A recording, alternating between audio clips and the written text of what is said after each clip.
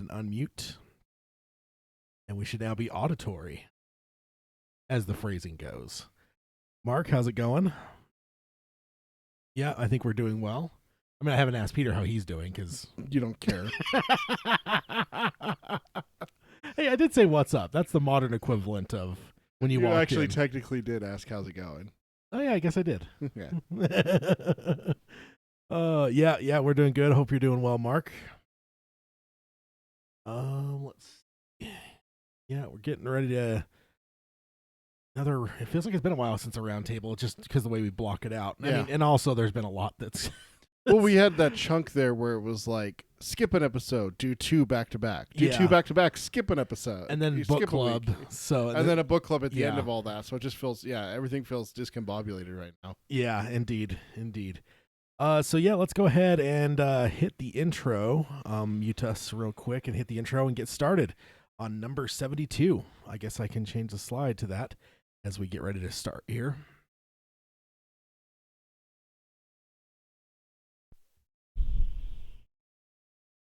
The Dark Tower by Stephen King. The man in black fled across the desert, and the gunslinger followed. Go then. There are other worlds than these.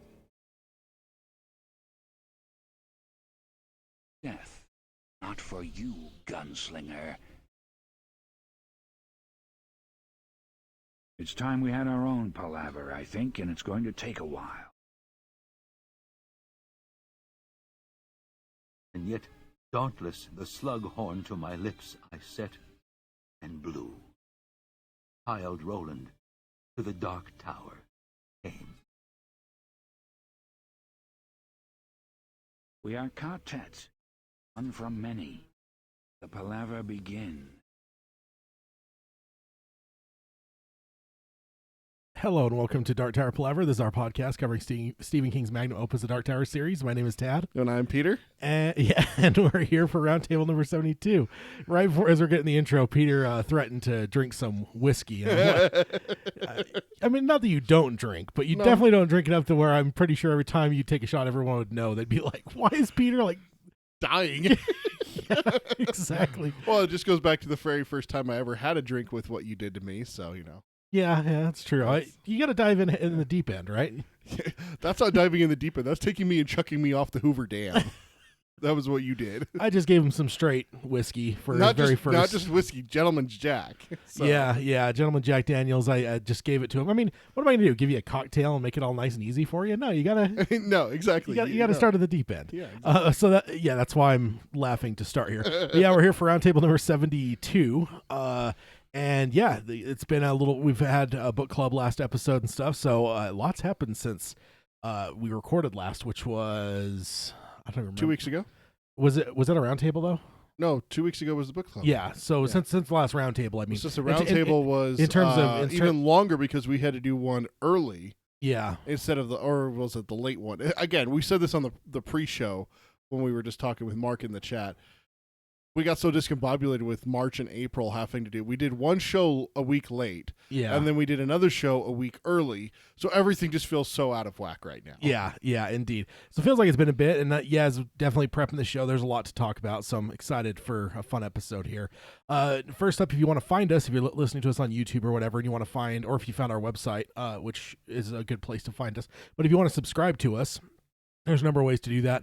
iTunes is the big one. I think a majority of podcast listeners get it through iTunes still. So you can find us on iTunes. There's people that go on Stitcher to stream rather than download. If you're not into the whole downloading stuff onto your phone. I know for me, I always have to be very vigilant about deleting episodes so that I don't overload my phone. And eventually it's like, you have no more memory. I'm like, that doesn't make any sense. And I go in and look and I've got like 50 podcasts that are like that makes sense. It's like, yeah, it makes sense now.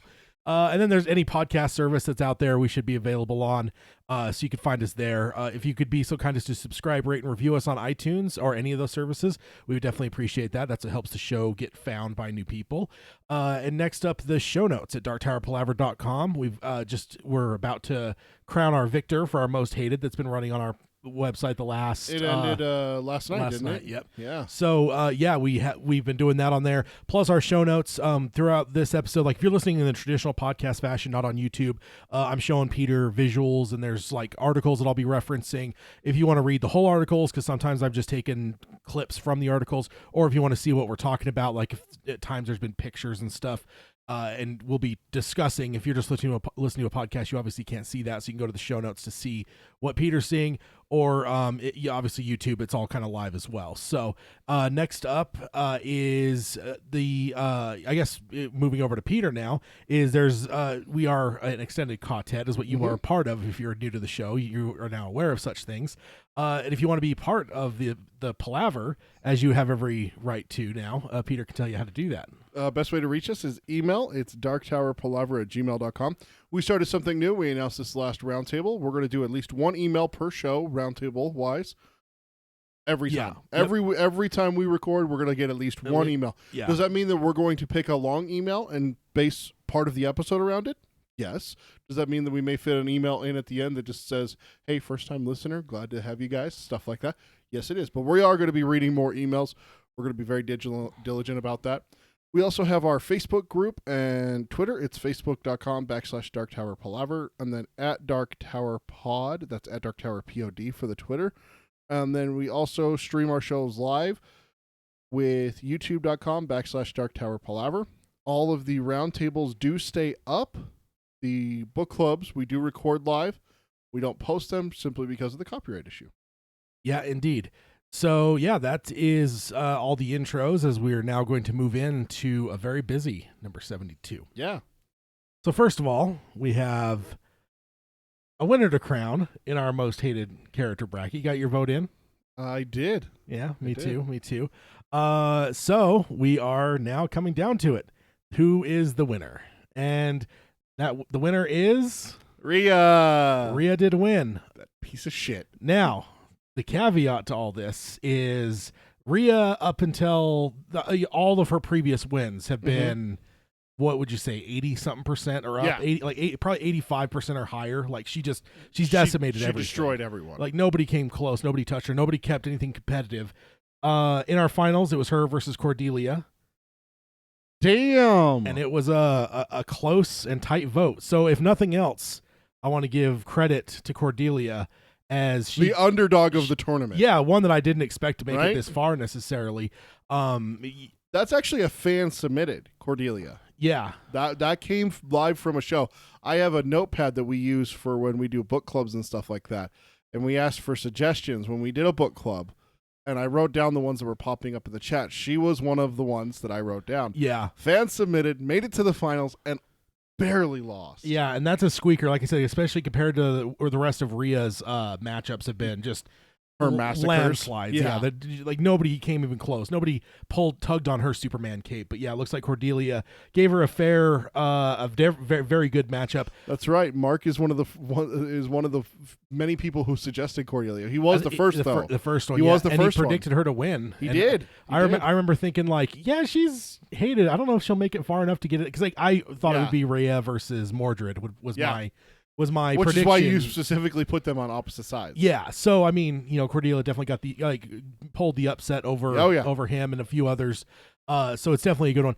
Somebody mentioned on the comment section of this poll and said, isn't it interesting that both of these are in the same book, and maybe that just shows the quality of book 4. It does. That the two most hated in the finals are both in the same book. Well, I mean, let's be honest. One of the most heinous things that happens in the entire Dark Tower series is because of these two. Yeah, indeed. With Charyu Tree. So I mean, yeah, and did I miss the spoiler warning?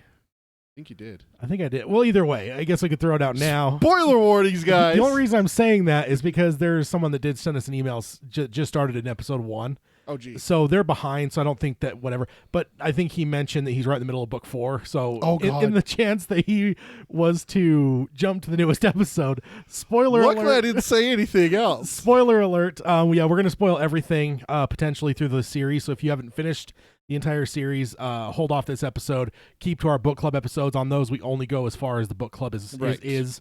So find those as your safe zone. to engage with us about Dark Tower that won't include spoilers. So if ultimately what Peter's alluding to is definitely a spoiler for book 4, the finale of book. Mostly the finale. It's the finale of the flashback, is what it is. Yeah. Because it's not the finale of book 4, because you still have everything that happens at the Wizards. Yeah. Temple. So we're good on spoilers now. I just realized that I somehow missed that when I looked at the opening there. Hashtag Tad is terrible.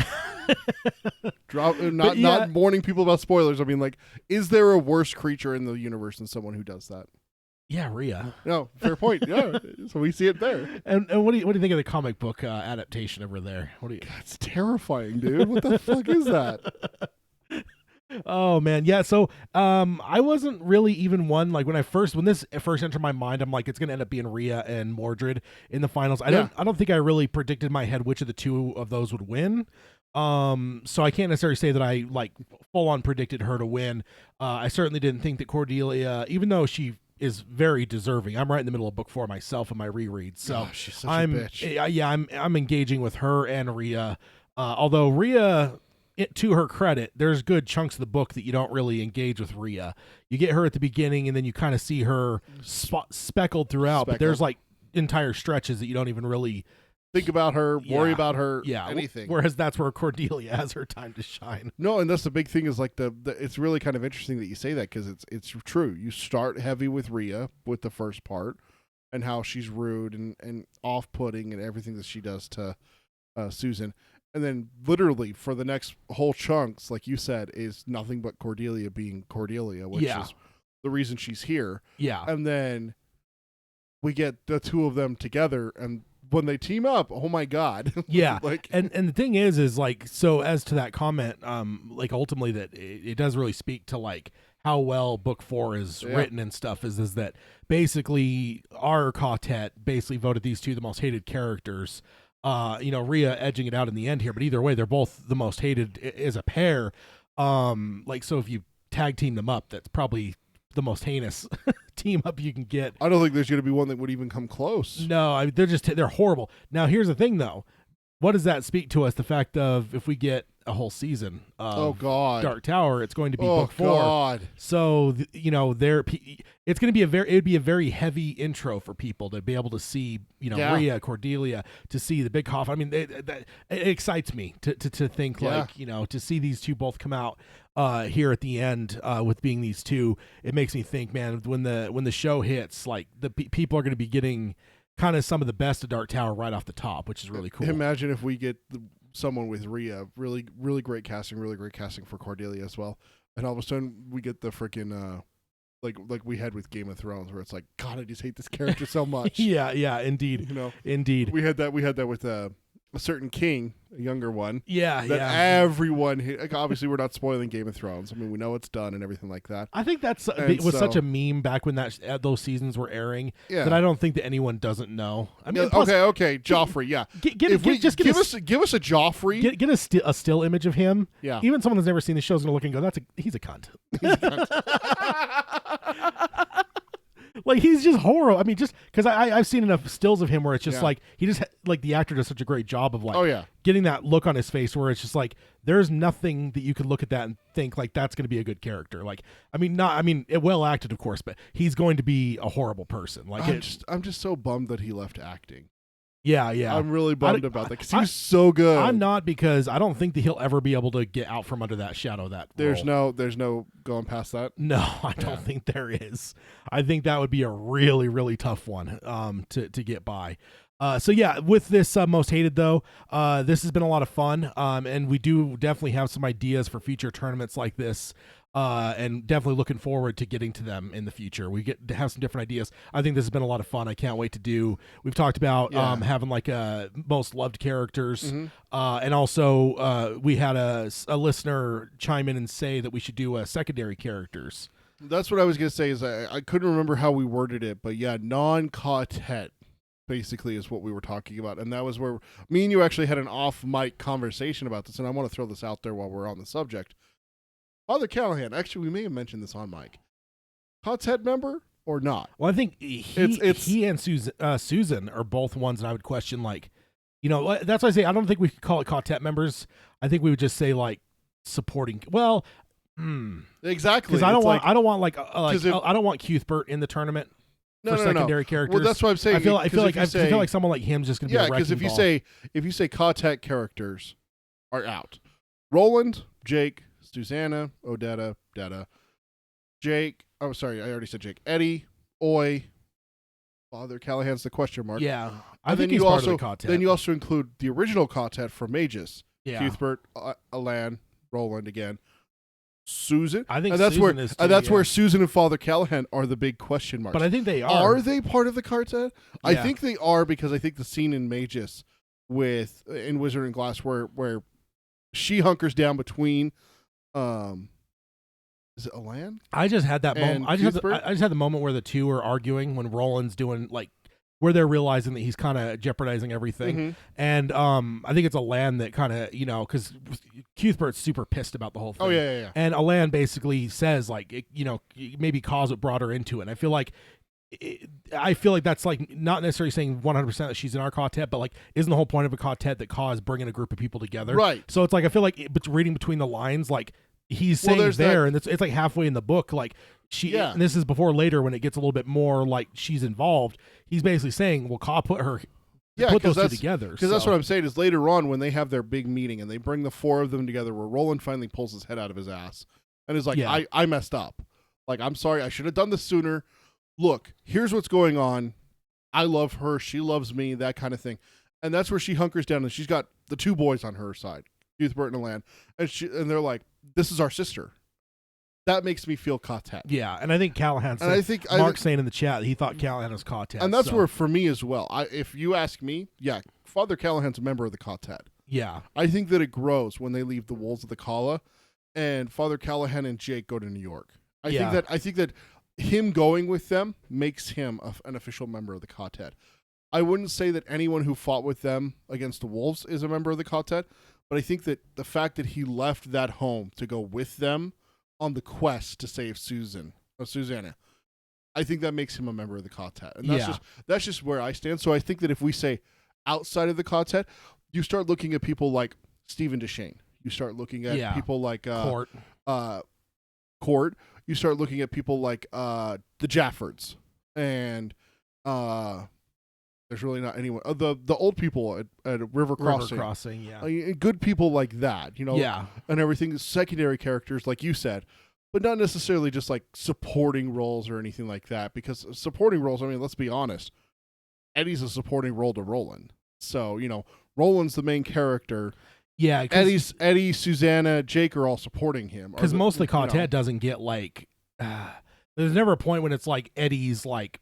Eddie has an entire book where he is kind of the central character or anything. Like he has his moments. He never takes over. And that's like, and I think that's the only one that comes close as maybe Jake, just because it's only Roland and Jake in book 1. Right. And so much of book 3 is Jake heavy. Like you're basically jumping away from the quartet to spend a lot of time with Jake in New York. So it's like him, but I feel like he's kind of a special. I mean, and ultimately, right? Like I feel like he's even like different in the quartet because like he's kind of the spiritual son of Roland. So right. I feel like that makes him maybe a little bit closer to Roland than the quartet, the rest of the quartet would be. So he's a special exception.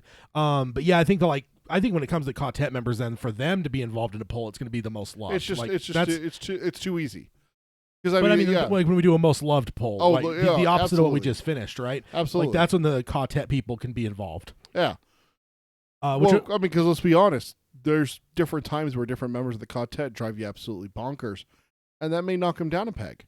And that's what we want to see. Is like, I love Eddie, but there's times where I want to punch him in the face. Yeah, he pisses me off sometimes. Yeah. Same thing with Roland, Jake, and Susanna. Yeah. It's that way for all of them. So it's going to be interesting to see. Now the question we have, Tad, and this is me speaking for the audience, we're not going to have to wait till March Madness again to do this, right? I don't know. I mean, I don't want to jump on it right away. Not right away. But I was even thinking maybe like, I don't know. We'll definitely see. Should we do a biannual tournament? I don't know, because I mean, we have 2 ideas, right? So it's like, I don't know if there's other ideas that will come up of like. We'll see. We'll see. I don't know. Like I would say like favorite moment, but I almost guarantee what that's going to be. That's so many write-ins. That's so many different options, though. Yeah, and So- I really feel it's going to come down to like one. I just don't think that like Yeah. the Blaine stuff is ever going to get beat if it comes down to a vote. Oof, that's gonna be tough. Yeah. Yeah, just so like things like that. Like there's other ideas I've kind of had, but I'm like I don't know that they're going to be competitive, and I don't know. Here's a game for us. Let's do a tournament of possible actors to play Roland and see which one we like better. Oh, we have an actor, right? And just go through each character. No, I'm old Roland. Yeah. Not Wizard and Glass Roland. I had the conversation at work with someone, man. And we had it on the conversation here as well. I don't know that you could recast a lead character, man. I think Sam Strike's going to be our Roland all the way through this. That'd be awesome. I mean, yeah, they're going to have to do some aging to make him look older as we flash forward into the modern time, but I would be absolutely shocked if they recast because I've been thinking about it since we had that conversation. Like, I can't think of a time that a lead character gets recast. Like maybe they go away. Like there's sometimes where a lead character it kind of shifts in a show, but there's never a point when they're like, "Hey, we're going to recast this lead character." Yeah. Like I don't know. It's just one of those things. Like in our minds, it's like, well, the book would almost dictate you would have to kinda. But I Right. just wonder if, I don't know, nowadays with and making people older is something that they've been able to do for a long time. I mean, Max von Sydow was 40 years old when he played the old priest in The Exorcist, and that was early Right. Right. '70s. So it's like makeup technology stuff. Like, not that you're making him an old man, but to make, Make him trail worn. yeah, make him a dude that's in his, his mid-20s, or maybe he's pushing closer to 30 by the time we get to that moment anyway, especially if the younger stuff ends up taking more than one season. Sure. I just don't think it's that big a deal. Mark said in the chat that his favorite moment is the Battle of Tull. Oh yeah, yeah. No, I think there's definitely some good options. I just think that it's going to be like it'd be a tough one unless you just did it like, favorite moment excluding Blaine. There you go. Just to, we could do that. just I to mean, kinda we handicap talked about it. we kept Flag out of this tournament because we knew he'd win. So, Oh, I don't think so, sir. I don't think so. I think that if he were in this tournament, sir, everyone that he went against would have way higher votes. yeah. Okay, so let's move on. But yeah, it's definitely something that we have some ideas in the future for future tournament stuff like this. I love interactive stuff, whether it's emails, chat, whether it's something like this. Like, I just love it. It's so much fun. Yeah. Hey, if anyone else out there has any ideas for tournaments you want to see, shoot an email or to us. something that's like fan Yeah. engaged that maybe it isn't even a voting tournament. I Yeah. don't know. Whatever it might be. But yeah, it's definitely been a lot of fun. We still got to figure out how we're going to do a trivia game Yeah. on an episode. Like we talked about that one time. We haven't really revisited it again. We got to figure out how we're going to do that. Yeah. Yeah. Indeed. I almost think that would almost be like we did a call-in show, right? Like, All right, callers, call in with this. Here's the question. Ring. Hello. yeah. Because I mean, I every once in a while I still look. Yeah, we do still have our number on Skype and stuff, so That's fair. we can definitely do some sort of call-in. I want to look and see if there's any kind of like, can you do a quiz show through like, there's a video game that my wife loves. It's called, I don't know if you've ever heard of them, called Jackbox games, where you play through your phone, but like the game itself takes place on like the Xbox. Oh, okay. So yeah. like there's one that's called Trivia Murder Party, where it puts the question up and then you get the 4 answers on your phone. So you pick an answer. So that kind of thing. So I wonder if there's something like that out there, an app out there or a website out there that we could do where it's like, here, let's play a trivia game. Let's see who the master of Dark Tower trivia. Indeed. And I forgot I had the secondary slide with the bracket there. If we wanted to see kind of Ria's path and everyone's path here as we go. That'll also be on the website. It's just a finalized bracket we've seen to crown the winner here. So next up is some news from the Amazon front. And this is Sharon Tal Ugato exits as Amazon studio head of genre drama. This is by Nelly Andreeva from Deadline on May 3rd, 2019. And the reason I wanted to cover this is because Sharon... was she the one that tweeted? Yeah, she's the one that basically retweeted a Glenn Mazzara something that he did that was Dark Tower related and said something about like, aren't our writers dedicated, #Dark Tower TV, and that like was that was like the confirmation because there was like at the time we had like some a news article that Amazon had picked it up, but then nothing had happened for so long. We hadn't heard anything for so long that we started to doubt that it was even still a thing. So like her tweet was kind of the thing that kind of helped keep this spark alive. That because I was really getting to the point where I was doubting that you know, Dark Tower was even still with Amazon. So, she's exited Amazon. It says Sharon Taliegato is stepping down from Amazon Studios head of genre drama after more than 2 years. The studio is expected to continue to have a dedicated genre executive with the replacement to be determined. Taliegato joined Amazon Studios under its previous regime in January 2017 and was tasked with building a slate of big scope, big event genre series, hour-long science fiction, action, fantasy, and horror series. During her tenure, she worked on a number of projects for upcoming series, most notably Lord of the Rings, which I actually heard that Brian Cogman, which is basically like if you have Benioff and Weiss, the main guys for Game of Thrones, Brian Cogman's like one of the best writers and directors involved throughout the whole run of the show. Sounds like he got the lead job for Lord of the Rings, so he's going to be the main guy driving that series, which is kind of cool. And then it goes on which she has been lead executive since the start. She also oversaw the new series The Boys, which just premiered, the Dark Tower pilot, as well as upcoming series The Wheel of Time and Tales from the Loop, and development slate that includes Jonah Nolan and Lisa Joy's The Peripheral. She has also spearheaded the overall deals with The Walking Dead's Robert Kirkman and Stranger Things Justin Doble. So I don't know what projects they're involved with, but she's done quite a bit. Yeah. And then quote from her: "I decided to leave Amazon Studios. Taliegato said in a statement, I'm so proud of what we have accomplished in a record time. I enjoy my time at Amazon, and I love seeing all the place grow and evolve. I'm leaving with wonderful memories, and I will look forward to seeing the projects I've cultivated come to life as an Amazon Prime subscriber and a lover of genre programming." So, just kind of an update there. She's definitely one that has been instrumental, not just for us to like make us realize it's still alive, but behind the scenes. I'm sure down the road we're going to find that she was, she ultimately done Mazzara and stuff. She's, was probably hired by her and stuff. So she's definitely kind of the power behind where we're at so far for the Dark Tower series. It doesn't sound like she's being like forced out or fired or anything. No. It sounds like it's a willing move by her. Like maybe an upgrade or a lateral move for her somewhere else. Yeah. And it's definitely be interesting to see some of the stuff that she's put together, because there's some heavy hitters on that list. There is. There's. Well, I mean, you say The Wheel of Time, Lord of the Rings, and Dark Tower. I mean, geez, those are fantasy epics dating back to Lord of the Rings, obviously. Decades. Yeah. Wheel of Time I've heard about for years now. Yeah. And obviously there's a reason we're here recording this podcast. Yeah. That's the Dark Tower. Yeah. So. Indeed. So I found it was worth mentioning, if just again because of her connection, but also just like good flashbacks. Like when I saw the name, I'm like, oh, why am I getting this? I'm like, but that name's so familiar. And then I clicked. I'm like, oh yeah, she's the one that tweeted, and so definitely good luck to her on whatever future project that she's going on to. So next up, Stephen King's The Dark Tower TV series filming in Split. This is in Croatia. So this is actually adding another city to. Split's a city? Split is a city. I thought it was like a film term, something. I don't know enough about it. So. So this is by Daniela Rogali from Total Croatian News on May 11th, 2019. And she says, have you noticed a film coming to life in the Golden Gate entrance to the Diocletian Palace in Split? Here's why. So this is the palace.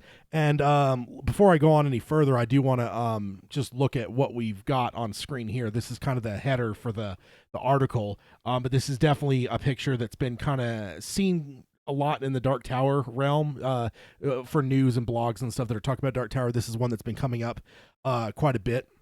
And I also want to basically kind of lay out from the outset. I know some people have different feelings about quote unquote spoilers and stuff, like, whatever. Like me, I didn't get involved in like Star Wars or Marvel stuff where I'm like looking at all the behind the scenes stuff. Mm-hmm. With Dark Tower, I feel like I kind of want to for this because it's a little bit different. Like we all know what's going to happen in the series. We all know the story beats, but if you are one that like, you don't want to see like images or whatever, like, I don't know, maybe just skip some of these portions of the podcast or whatever. Mm-hmm.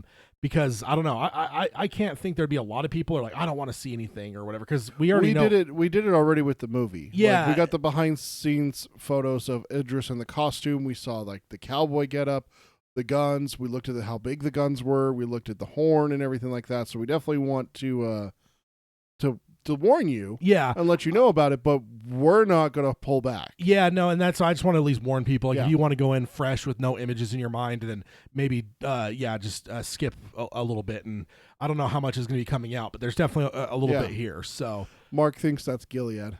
yeah, and I was going to ask you, what do you think? Yeah. Okay, so the other thing I have is I actually have a picture of this palace, normally, just pulled from Google Images. So as we move back, those horse statues. Not that I was necessarily guessed those are part of the original castle. But I don't know. But that is definitely added in. Wait, go back to the other picture real fast. Did you? Because I guess and this is a little bit of a different angle, so you could see a little bit further up than this picture. But the horses are definitely an addition for Dark Tower. Did you ever I guess for me there was part of me it's I think Gilead too, but the horses is that almost feels more Magus to me. Yeah. This could be the mayor's house, the town hall seafront. That's what it's called, where they have the banquet when they first are introduced. Yeah, possibly. Because they describe it pretty well in the book as being fairly large. I just think it's a palace almost. I just wonder if there's going to be a little bit more horse-centricness to Gilead as well. Not that they have horses as much, but that they are definitely something that's going to be sure, venerated. It's always been right? It's always been kind of a thing is horses, right? I mean, look a lot of medieval stuff. There's horses everywhere. Yeah. It's because it was the mode of transportation. It was there's champion horses and stuff like that. Yeah. A knight's only as good as his horse. So for some things. Jousting and tournaments and stuff like that. So yeah, but I do get your point about Magus though. If it's Magus, which is known for its horses, I could see that being Magus. Yeah. And then going on the article here says, though Split is not connected to the filming of the prequel, and let's talk about Game of Thrones, because they had a whole tangent about Game of Thrones, which is one of the ones that kind of made Croatia famous in terms of for a film location. And Game of Thrones, then they mentioned that there's a bunch of prequels that are going on. So it says, though Split is not connected to filming any of the prequels, it will be the home of yet another legendary series.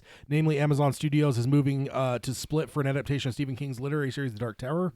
The series will consist of so I guess the other thing I want to say is this is King's Landing too, right? We looked at some pictures of the other town. Yeah. This town is also used for King's Landing. So some of the stuff you see with some of the street wider level shots and stuff, that's kind of what you're seeing with Split. Is this Split's the aerial and bigger shots, not down on the ground? Because I was gonna say the ground and everything like that kind of makes me it's kind of both. The streets of King's Landing. The few times that we went through King's Landing on foot, following Arya at one point. Some of the last episodes do that. Mark does say, was Magus that grand? I reckon that's the Great Hall. And I would agree. I just think that the horses make me think Magus, but this just seems Magus is a smaller town. This feels to me especially when I'm getting in the mind, I've been in the mind now with reading book 4 of those guys, the kids, I feel like this is the kind of thing they grew up with. And the kind of the way that the town kind of resents them because they're more country and more rural and stuff. I just don't see this being something you'd see in a rural thing. I feel like Seafront is going to be a nice place, but not grand. Well, not pull back to the other picture, the wider one. The one thing I will say is that if they use this and not touch it up in any way, that is a little bit more dilapidated than I would picture Gilead to be. If it's going to be Gilead, they're going to have to touch it up. The world is moving on, right? Well, Gilead, though, was still a beacon of light until its last days. Yeah. It wasn't falling apart or having bricks missing or anything like that. I can see this being Seafront simply because they have better things to put their money towards than repairing the missing bricks or the broken things and everything like that. And I really do think that the horses and everything like that. Also, this may just be being used for the door. For all we know, it may not be. Yeah. It may not be being used as a whole. That's the one thing you got to take. Is there have been shots inside castles before that. Or a set was built to make it look like a castle, but we're not actually in a castle. Yeah. We use one room for Indiana Jones and the Last Crusade, but that castle is actually massive. So that's where I would say I'm leaning towards Magus with it. Yeah, I think it's Gilead. I kind of agree with Mark. I just feel like it just feels more like, because I mean this is like a legitimate, honest to God castle, right? Like we found the other town that we looked at, we found that castle and it was like something that was there when the Roman Empire existed. Right. Like I feel like this is probably from the same vintage. If I were guessing, and I just feel like it just feels more grand than I ever pictured Magus. I've always pictured Magus being like, when you drive through a small town, sometimes like their city center might look like kind of nice, but like the rest of the town's just a small town, right? Like, Sure. And I feel like Seafront might look kind of nice, and I always picture it being like a little bit more, I don't want to say cabiny, but like, I don't know, like almost like a lodge, and it's gonna be like, Seafront's probably running the water, They right? do describe it as stony and drafty because the cold sea air comes through and makes it cold on the cold stone. Yeah. I think they mentioned that like 3 or 4 times about that. So for me, that's where I go with that. The other thing also, I gotta say, for what I picture Gilead, that's not grand enough. No, so and that goes the other way. But like if it's like the Grand Hall, though, like this is a portion of Gilead. This isn't Sure. like the whole thing. This could just be like where they're entering to go for the ball, for the riddle contest and everything, or whatever. Yeah, could be any number of things. Now I have a couple things here. I've got a clip. It's actually from HBO for Game of Thrones, but it's covering these locations. Oh, okay. So I feel Cool. like it's kind of a cool thing to watch. And then I've actually got somebody did a little bit of a cell phone footage thing while Dark Tower was here. So let's go ahead and take a look at what they've got. And let me get the audio plugged in here to where we'll actually be able to hear it as well. And let's take a listen here and a look if you're watching.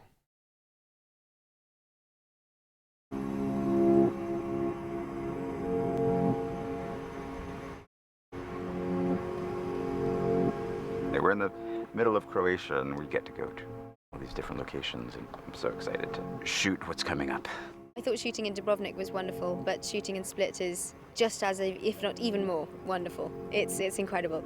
Croatia always treats us so well, and this time is no exception. I think what Croatia gives us is a taste and a flavour of the environment in which Marine could live, what it would be, what sort of sense and what sort of landscape it is, and what inspiration a city like that would be built from. It's a fantastic culture. They've got stunning old towns that offer great exteriors and interiors. You're by the coast, so you have that, and you can go inland very short distances and come to very different sort of landscapes. And they've got a great support network, great crews here themselves. It's fantastic. You're in these beautiful locations in Dubrovnik and Split and these old ruins, and it's absolutely spectacular.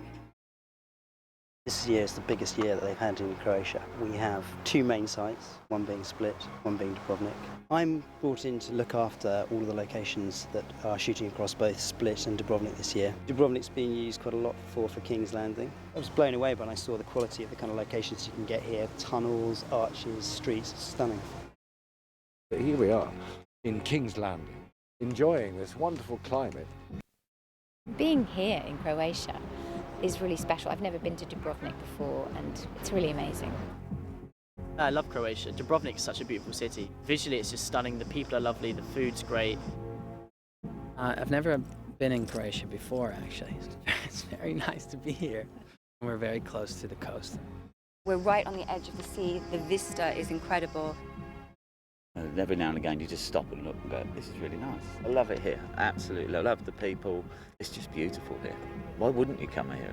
Are you guys getting a shot of this? I thought it was a green screen when I watched the show. I was like, there's no way they could have found a place that beautiful. And yeah, it's real.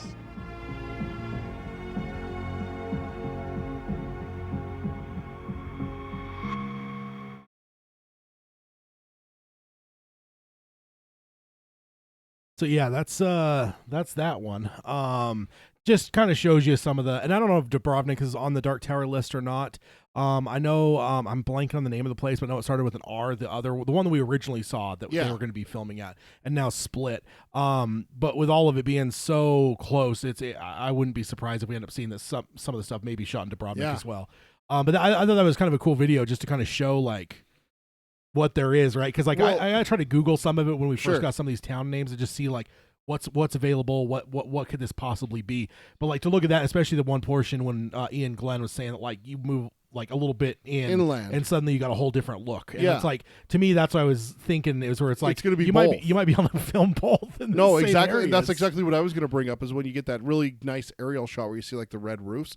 That's what they use for King's Landing. But then you see the other shots where they have like the Unsullied on the ground, the troops there. Yeah, like Marine with the round is Marine, which is actually supposed to be across the ocean from King's Landing. Yeah, totally different area. Totally different area, continent. totally different climate and everything like that.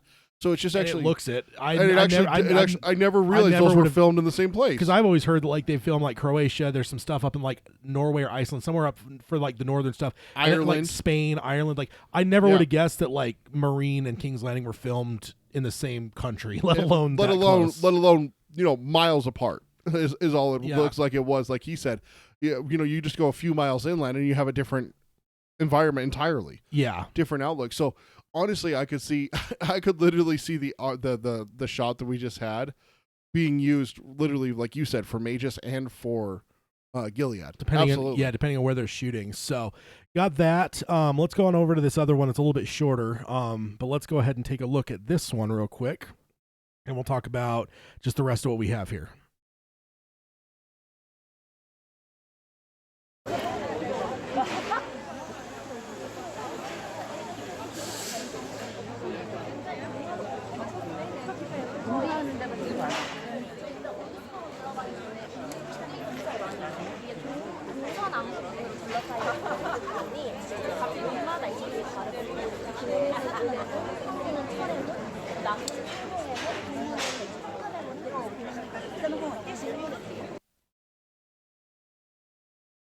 So there at the end, you saw like a tower in the background, and then you also saw a statue. I don't know if that statue is real or not, like a part of them, or if that's part of the set. It doesn't look like it's part of the set because it's not. You notice, like, even right here, you can see I don't know if this guy's part of it, but you see the rope, and you saw a couple people that were around, that were backs to the horses watching people, making sure that the set doesn't get destroyed or something like that. Yeah. Which makes me think that they're set security. I didn't see anyone like that around the statue. I actually thought the same thing. I was like, was that erected or was that already here? Yeah. So I looked, and no, there was people like right up to the statue, like taking pictures and looking at it. So yeah, that makes me think that it's already there. Yeah. I mean, honestly, we could probably go find out if we really wanted to. Yeah, and I probably would have if I would have like thought about it at the right time. But seeing if somebody did like one of those 360 pictures or something. Yeah. So yeah, that's definitely interesting to see. Now, I don't know what to take of this, but I'm going to continue on with this article that we're covering here still, because this next portion would be some breaking news from these Croatian folk. Okay. It says the series will consist of a total of 13 episodes. We've never had an episode. We're filming a pilot. But I don't know. Huh.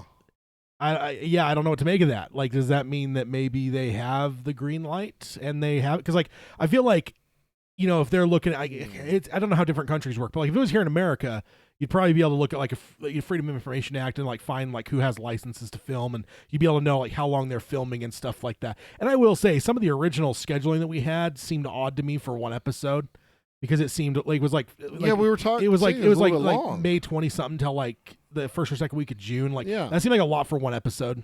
So it maybe not enough for 13 episodes, but it was just like there could be other locations involved as well. Mm-hmm. So I don't know what to make of that.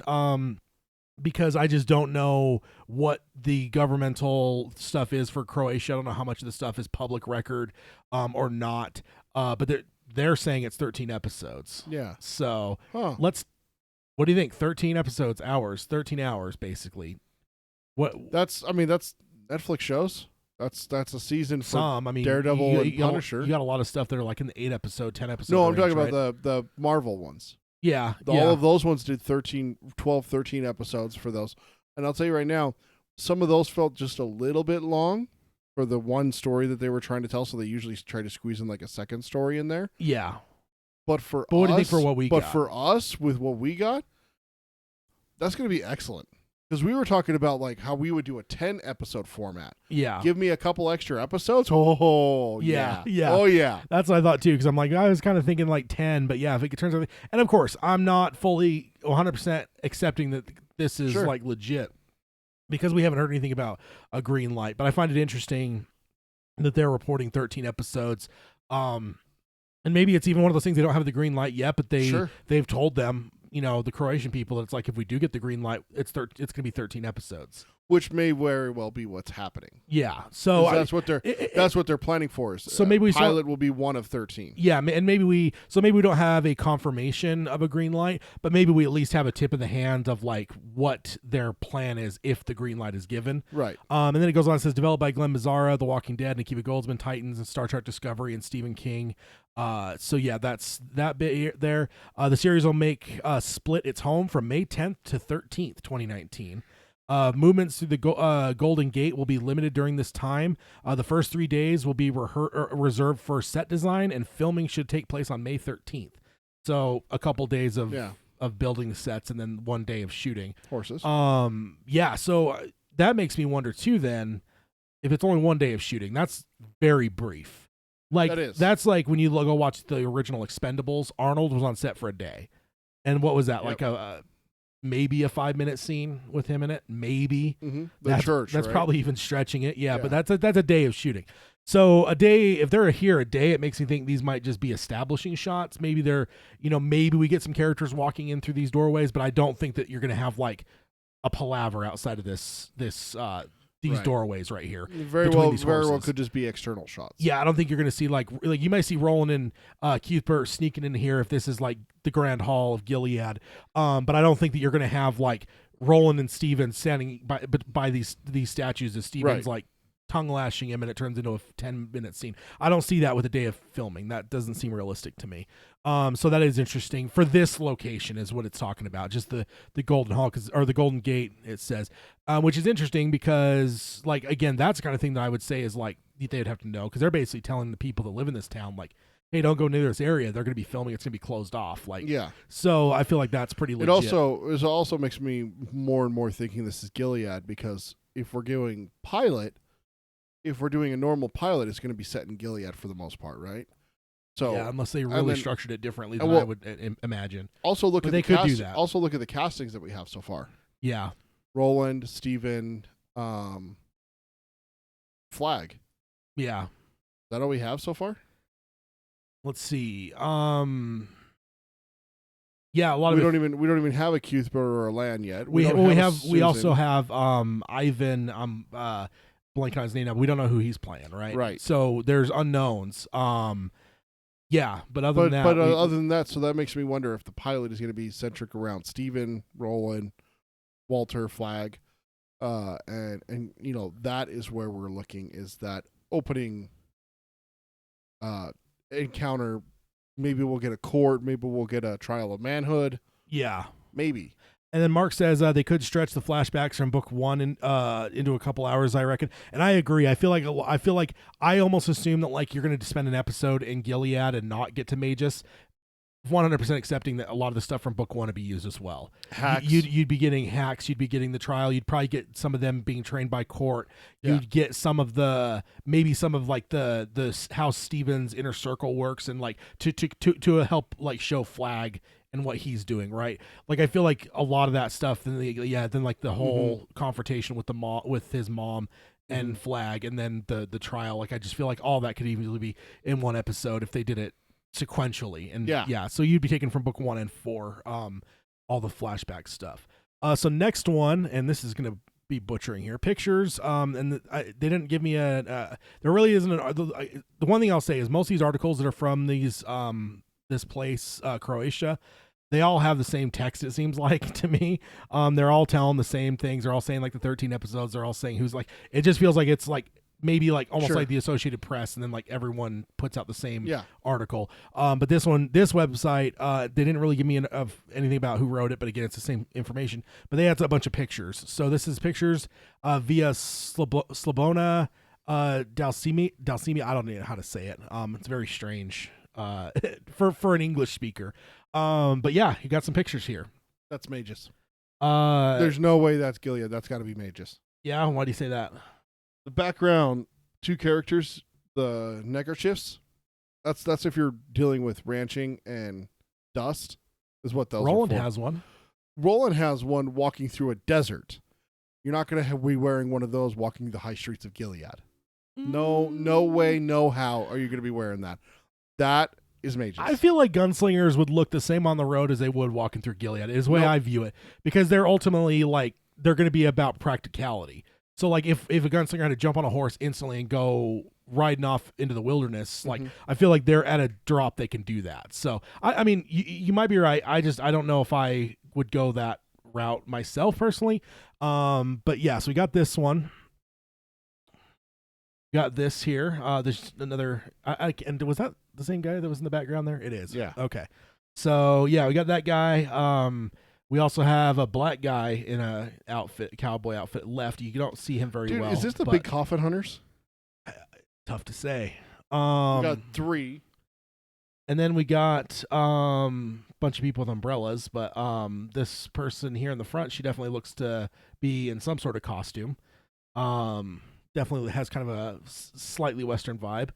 Horses! You got some horses, of courses, right? Got some... Oh, shut up. Are you serious? Horses, of course. I'm reading that book, sir. God.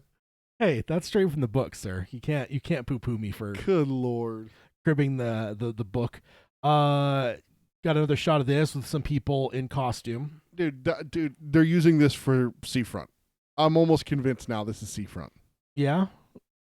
Those costumes don't scream like nobility and like the height of civilization to me. Those are ranchers. See, I've never seen like that. You have to, like with Roland, people see these gunslingers because he has guns. Maybe the guns are the thing that.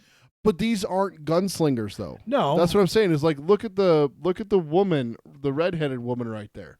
She's wearing a brown dress. That's not something that the women of Gilead would wear. This is gonna be Seafront, dude.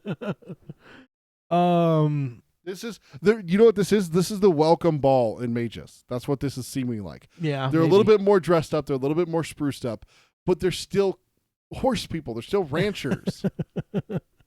This doesn't scream nice enough to Gilead for me. And Mark does say they could be gunslingers for sure.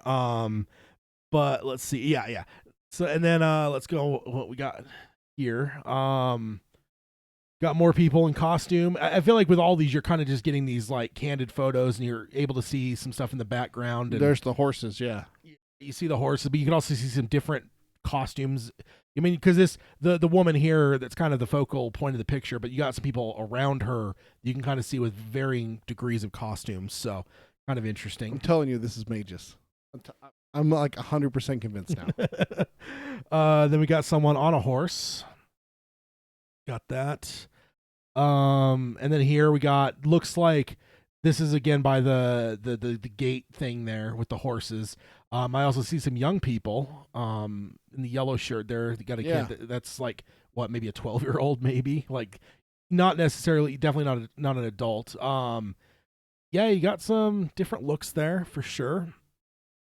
And then, let's see. So that's it. That's all I got for this. What? Yeah, for this. So that's it for the pictures from Croatia. So now to the next thing. What? So we know the Institute is coming out this year. Right. So King, this is via our friends at Lilia's Library, Hans over there, on May 13th, 2019. At the Work Play Festival, King didn't only play with his band, the Rock Bottom Remainders, he also announced a new book during a talk with Benjamin Percy. And the title of his next book will be called If You Bleed, but this was actually turned out to be a mistake. And it actually turned out that the title, confirmed by King on Twitter, that they got it wrong. I'm guessing somebody just heard it and then like remembered it wrong and then sent it to the folks at Lilia's Library. But King has now confirmed it's actually called If It Bleeds, not If You Bleed. Where's that phrase from? If it bleeds, we can kill it. That's Predator. Predator, yeah. Or also If It Bleeds, It Leads is the big one for the news. Oh, yeah. There's some talk that at Lilia's Library, they had a few posts about it. There's some rumors out there, one of the rumors being that maybe the book might be centering on a vampire that is a reporter that basically feeds off of the horrendous shit that they have to cover. Oh, damn. So kind of like a weird like Nightcrawler, the movie Nightcrawler with the Stephen King twist. But there's one other thing that Mr. King said. Holly Gibney. It is going to be starring Holly Gibney. Holy shit! Yes! I was quite ecstatic when I saw that. So we got our 5th book then. We got the 3 Detective Hodges books. Then we got The Outsider, and now we're getting a 5th book with Holly. Yep. Fuck yes. And Mark in the chat here says, "I'll bet Peter that is Gilead." Dude, Mark, I'll take that bet. What's the bet? Yeah. What do you think, Holly? Man, like for one, I'm just gonna throw it out there. She's starting to get closer to Mr. Flag in terms of Stephen King books. She's and up there. Roland and Flag would probably be some of the higher ones, right? Flag's not in every Dark Tower book, but he's in more books outside. Like Roland is in 8 novels of the Dark Tower series, and now she's at 5. Like that's got to put her up there. There's not a lot of characters in King's pantheon that go in multiple books. If you get into Torrance, he's in 2. Yeah. I'm trying to think like Hearts in Atlantis guy, Ted Bronigan's in 2. A couple. There's a few that are in 2. You got Callahan. Like there's the 2 Black House and Talisman. Yeah, there's some characters in that are in. But 2. when moving into like the 3 to 5 realm, there's not many. It's way more rare. Roland is obviously a big one because he has the whole series. But Holly is quietly gathering, which I love because I fucking adore her as a character. Yeah. So like, if we want to be technical, I mean, you got Eddie, Susanna, Jason's 8 books. Yeah. Oh yeah. Jason all 8, but Eddie and Susanna are only in 7. Yeah, because they weren't in Gunslinger. So yeah. They still have a couple books on her, but yeah, she's definitely outside of the Dark Tower series. Any character in the Dark Tower series, she's definitely number 1. I cannot think of another character of King that has more than 2. Well, Flag outside of the Dark Tower. Anyone in the Dark Tower series. But do you count him as Dark Tower?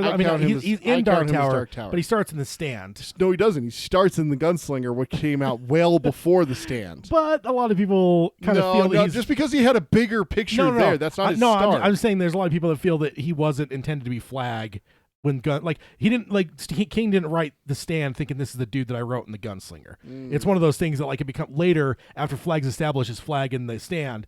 Does the Man in Black retroactively then become it becomes Randall Flag? So that's the thought process. One of those and we've talked about over the years, some of the stuff has certainly changed, but I feel like that gets into like a whole crazy thing. But Flag definitely, because he's got Eye of the Dragon, the Stand, and then you got your Dark Tower books. I'm trying to think what else he shows it up in. He's mentioned in other books, but not actually in.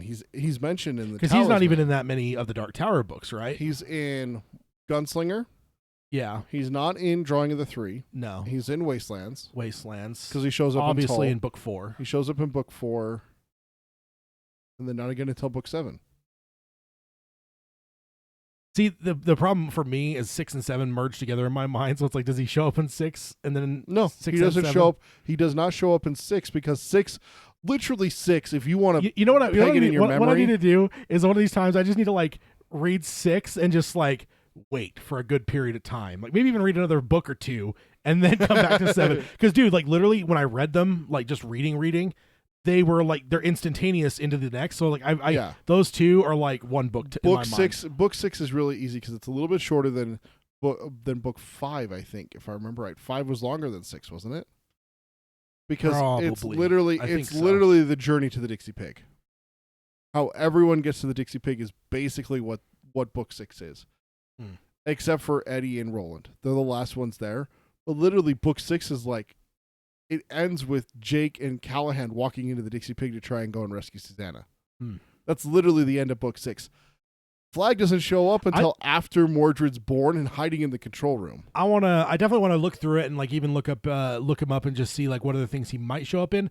But I feel like he might be close to tied with Roland. For the ones he's not in the Dark Tower, he has his other books that he's, you know what I mean? So it might get closer to balancing out. But I just don't know if he's in that many others. But for 5 for her, that's quite a bit. That's a lot, especially a newer character, right? Yeah. How long ago has she shown up?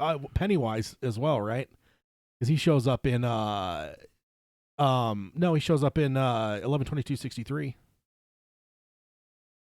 The kids do, but you don't ever actually see Pennywise. Yeah, doesn't he see him in because he leaves, he doesn't engage at all. because he says something along the lines of, I swear I saw something in that drainage or whatever. Like it's like a pipe or something. 11/22/63, I'll admit, is one that I need to go back and reread. I love that one. But yeah, I feel like you get a little bit from him there. Oh, Mark says not into the Holly character. Yeah, I do. I love her. Like I liked Hodges quite a bit. I loved the dynamic of Hodges and Holly better. Yeah. And if Ralph is in this, I'm going to be very happy. Yeah. If it's just Holly, I'll see how it goes, because so far we haven't had just Holly. We've always had her with a Hodges type character. Yeah. Which offsets perfectly, and I love the dynamic between the two. Yeah, So. yeah, indeed. So yeah, that's what King's got coming next year. So we got the Institute this year. We got that next year. Not a lot of information on dates or like sort of plot. Like there's like some rumors, but nothing confirmed. So that is that. And next up, we have a new adaptation coming. Stephen King's Eye of the Dragon is in the works at Hulu and Fox 21. And then the headline here says young adult answer to Game of Thrones ? Which I think is a decent question. Of course, everyone now is wanting to look at like what is the next Game of Thrones going to be. Yeah. So that's kind of the premise here. And this is Mike Fleming Jr. from Deadline on May 17th, 2019. And then he goes on here, or he starts off here. He says, for those wondering how they will possibly survive without Game of Thrones after Sunday's finale, maybe there's an epic fantasy life beyond Westeros.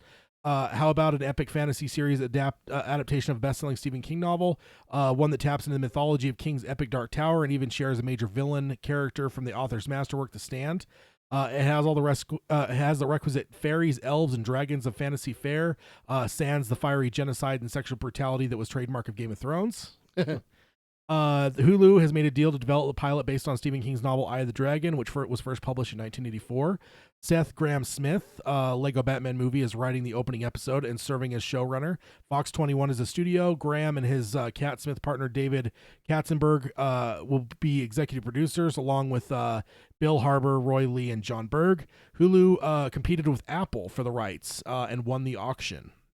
So oh, thank God. Yeah. I'm glad that it's because like I'm just not interested in Apple like no, because they've got what's the one they've got because they did sign one King work. We talked about it last time. I can't remember. I'm forgetting which one they got, but yeah, I'm hoping that because let's face it, Hulu's been in the Stephen King business. It's been in here for a while now. You know they have 11/22/63, Castle Rock, and Castle Rock's coming back with season 2 this year. Yeah, so I feel like they've been doing well in the Stephen King realm. Mark says he's excited for Eye of the Dragon, one of his favorites. And it says Dragon takes place in a fictional realm of Delane and tells the story of power and the path of two prince brothers. It says King stepped out of the horror headspace when he wrote the book in 1984, mainly because he wanted to write something for his kid that his kids could read. And then it says, I wouldn't say that worked out so well because Joe Hill and Owen King are both cranking out books of the same frightful wheelhouse as Stephen. And that's true. Nosferatu. Yeah, indeed. Did you read that, by the way? I haven't read it yet. Okay. Or yeah, it's about to hit pretty quick on AMC. I saw the trailer for it. Yeah. Yeah. If anything comes from that, the one thing that I'm excited about is that we have a second generation of King that's still gonna freak me the fuck out. Yeah. So I will say I almost like when I was reading that, dude, there was times I had to remind myself it wasn't Stephen King. Yeah. Just stylistically, I believe he even mentions Dark Tower in that book. We talked about that. So yeah. I need to go through and read it again. I have a few of his other books that I haven't read yet, but like he's a cut from the cloth, basically. Yeah. Like, so that's definitely a good thing. And it says King's hardcore horror fans screamed bloody murder, even though the reviewers liked the literary detour into fantasy. And King addressed all that when he wrote Misery. Its plot, an author is stalked by a psycho fan upset that her favorite character was going to be killed, was a metaphor about King's frustration at being shackled to the scare fairs. And that's interesting. I don't think I've ever heard that before. Not that I've necessarily studied like the background of all of King's books, but that's interesting. I knew that King wanted to break out of horror for a while. Where he wanted to write stuff that wasn't necessarily just horror. Yeah, films. and I think he has. He absolutely. I feel like his whole career is did. speckled stuff, Yeah. but people still just pigeonhole him as horror. But this is obviously which is really early. funny. Which is still really funny because we had this conversation just an episode or two ago. when you walk up to someone and you say Stephen King and they go horror, and you go, Yeah. okay, what about The Green Mile, Shawshank Redemption, 11/22/63? Yeah. And if they've seen any of those movies or read any of them, they're like, well, not read them. If they've seen any of those, they're like, oh yeah, those are great. And he was okay. That's Stephen King, and they go, what? Yeah, yeah.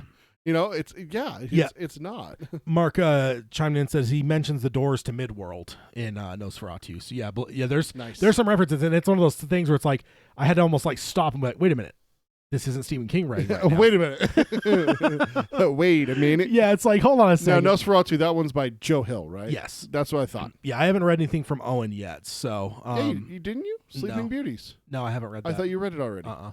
What was the other one that you read? There's Nosferatu, and there was the other That's one. That's the you only one. told me about. I bought The Fireman by Joe Hill as well. That's the one I'm thinking of. But I haven't even touched it yet. You bought that one so long ago, though. Yeah, I did it for one of my flights. That's what I was going to say. Yeah, it was your vacation last year. Yeah, wasn't it was one of those weird things that when I got on the flight and stuff, I just wasn't in the mood. Does it ever happen to you where you like parse something away for like a certain thing, and then when you get to it, you're just not feeling it? Like that was just me. So yeah, no, it still sits in my queue. I actually had that last month. My wife and daughter went down to my in-laws for a weekend, and I wasn't able to go. One of the reasons was we had to record, but I had like 4 things saved up. I'm like, okay, I'm going to pick between one of these 4 things.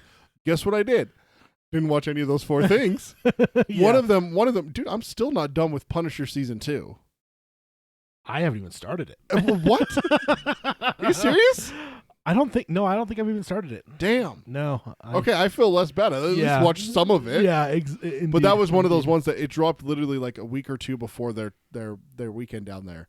And I was like, I know what I'm doing with my weekend. And then I got to the weekend and I went, I know what I'm not doing with my weekend. Yeah. I don't know why, but it was just like, I don't feel like watching this right now. Yeah, it happens to me all the time. And yeah, that definitely happens. So I haven't read that yet. But I do want to, because I'm so far with the one book, I'm really impressed with Joe on as an author.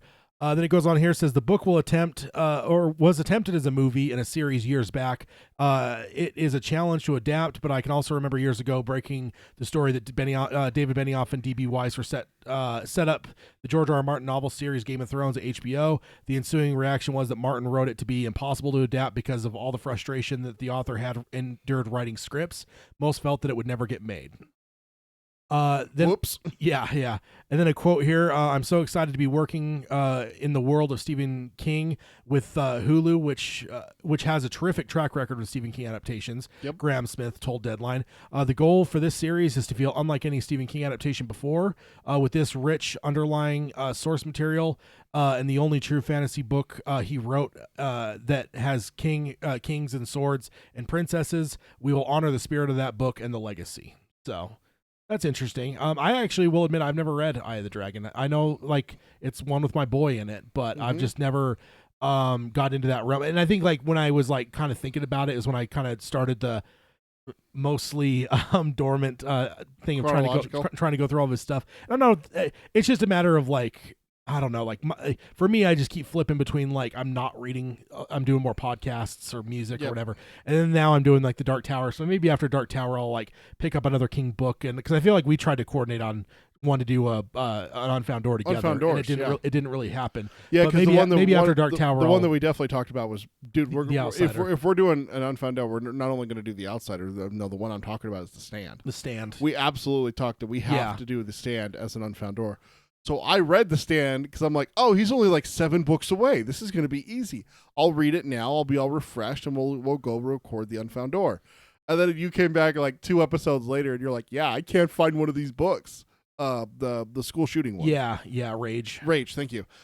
Rage, you're like, yeah, it's not in print anywhere except in this collector's bundle that is like hella expensive. No, it wasn't even super expensive. Oh, no, it was just like I don't know, like it wasn't that it was an audiobook, it wasn't even that it was electronic, it was like physical book, wasn't it? Which I don't do a lot. I know some people are like all into like, but like I just don't. I mean, with the thousands of movies I've got, I don't have a lot of room for physical books.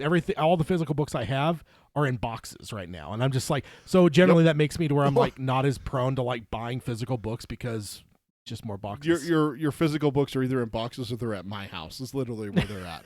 I think I have 3 of your books. Yeah. And I told you about this like a year ago. I was like, hey, by the way, I got your Songs of Susanna. I've never bought a copy of that book. Oh, really? Because I went to go buy 5, 6, and 7. They had 5 and 7, and so I text you in a panic, like, "Oh my god, if there's another cliffhanger, I'm gonna need book 6." You're like, "Just borrow mine." Yeah. You literally gave me that book in like 2004, and I've kept it since. Because I think since then I'm mostly done Audible. You've done Audible or the Kindle version as well. Yeah. Because you had a Kindle for the longest time where you would read. Yeah. In bed at night and everything. And like I still that, do right? with like my phone and stuff. Because then if I'm just on the go and it's like, oh shit, I'm like I have to. I got a half-hour wait. Yeah. When Or, I've got to go to the mechanic or something. Somewhere where I'm like waiting, I could just pull up the book on my phone and like. Yep. Versus like if you have like a physical book. Like for me, I know everyone's like anti-digital when it comes to books, but like. I'm the opposite. Not me. I'm converted to audiobooks. Like I don't know if I could actually sit down and read and not feel like I'm wasting my time because I do it now when I'm doing other things. Like I'll give you an example. I made dinner the other night and I made a dish that wasn't exactly just like, like mac and cheese, throw the noodles in, throw the sauce in, I'm done. I actually made like a dinner and I had about a half hour of cook time. I took my phone, I took the little Bluetooth speaker, I propped it up, and I listened to the book that I was listening to. Yeah. While I'm cooking. Yeah. That's what I do. I drive and I listen. I go on like my breaks at work and I listen. So it's when I'm doing something that I'm listening to stuff. Yeah. When I go and do laundry, because I have to go do laundry at a laundromat living in an apartment still. I go to a laundromat to do it. I take my headphones with me and I listen to my audiobooks. Yeah. But just sitting there, even just sitting there while waiting like for the washers and dryers, I get antsy, like I'm not doing enough. So I usually end up listening for like a half hour and then doing something else, like looking up videos online or trying to find like the latest episode. I watched part of a Punisher episode a couple weeks ago because it's just like Punisher's not a show that I can watch with my daughter, and I have her all the time now. So it's just like, let's not watch Punisher wreck guys for 30 minutes with my 6-year-old. Or get killed himself. I mean, that first season was pretty brutal. I'm like, I know this is a comic book, but this guy'd be dead. Like, damn. there's no way. What's that YouTube channel that we had? It's how many times did the main character die? Yeah, like they did Die Hard. Sports, the action science or whatever it is. Die Hard. He died like 40 something times in that movie. From trauma and stuff. Yeah, they have like a doctor. Yeah, imagine what they do with Punisher. Oh God, yeah, that'd be brutal. Okay, so next up, another. I mean, this one kind of acts like it's something that was already announced, but I don't remember it. So if it was announced, it was maybe before we were covering everything. And this is basically the signing of a director for The Long Walk. Cool. And it's Andre Orvidal to direct Stephen King's The Long Walk for New Line, by Anthony D'Alessandro from Deadline on May 21st, 2019. And it starts out here, says, scary stories to tell in the dark. Director Andre Overdahl is set to direct New Line's feature adaptation of Stephen King's The Long Walk. I do remember that announcement. We talked about this. No, well, not the director. Not the director, but The Long Walk. The Long Walk. Okay. Yeah. There's just so many that were like things getting signed that like maybe it all gets lost in my head, but there was. I don't remember. What was the episode? It was like January or February where we talked about it, or maybe it was last year, the end of last year. We talked about like. We got like 6 or 7 adaptations coming this year. Yeah, I just don't like Long Walk just didn't stick out of my mind. It's like it's actually it's actually one of the reasons why I went and got the audiobook and listened to it. Oh, okay. Was that was that earlier this year or was that late last year when I got that? Yeah, I don't remember. So it goes on here, it says, originally published by King under the pseudonym Richard Bachman in 1979. The Long Walk takes place in a future in which 100 teenage boys embark on an annual competition known as the Long Walk. The rules are simple: maintain a speed above 4 miles per hour, receive 3 warnings in an hour, and you're shot dead. The last one walking gets whatever he wants for the rest of his life. Under these grim circumstances, the boys develop a deep friendship, despite knowing that each of their friends' survival is a threat to their own. Just sounds like a perfect fun little Stephen King novel. Yeah. And then it says the novel, since its publication, has become a classic in its dystopian vision, the echoes of which can be found throughout popular culture, i.e. The Hunger Games, The Maze Runner. The book is quintessential King and a coming-of-age theme, zeroing in on the humanity of the boys who prevail amid hardship and despair, akin to the protagonists of Stand By Me and It. The Long Walk is one of 3 King adaptations in the works at New Line. The others include Salem's Lot and It Chapter 2, the sequel to 2017 700.3 million global blockbuster It, which became the highest grossing horror film of all time. It Chapter 2 opens September 6th. So, yes, got a director for The Long Walk. Yeah, he's doing the new Scary Stories Tell in the Dark. He also has one called The Autopsy of Jane Doe, which is one that I've never seen, but I know it's got a reputation as being a really good movie. Oh, okay. So yeah, it should be interesting. It's so much Stephen King. Yeah, Mark mentions in the chat that this is his very first King book that he read. He's been a fan ever since. And awesome. I also commented back to him, yeah, he's the one that suggested it to me in the chat. Because don't you remember? That's where I was like, dude, I got to find something to read. Guys, what should I read?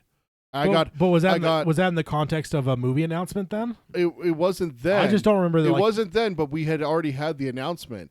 And I was like, oh, The Long Walk. That's the reason why I picked it out of all of because the other suggestions were Eyes of the Dragon. I know someone who usually listens, maybe it was one of the Chris's, suggested Sisters of Ilaria. Thank you. I wanted to say Eliza, but that wasn't right.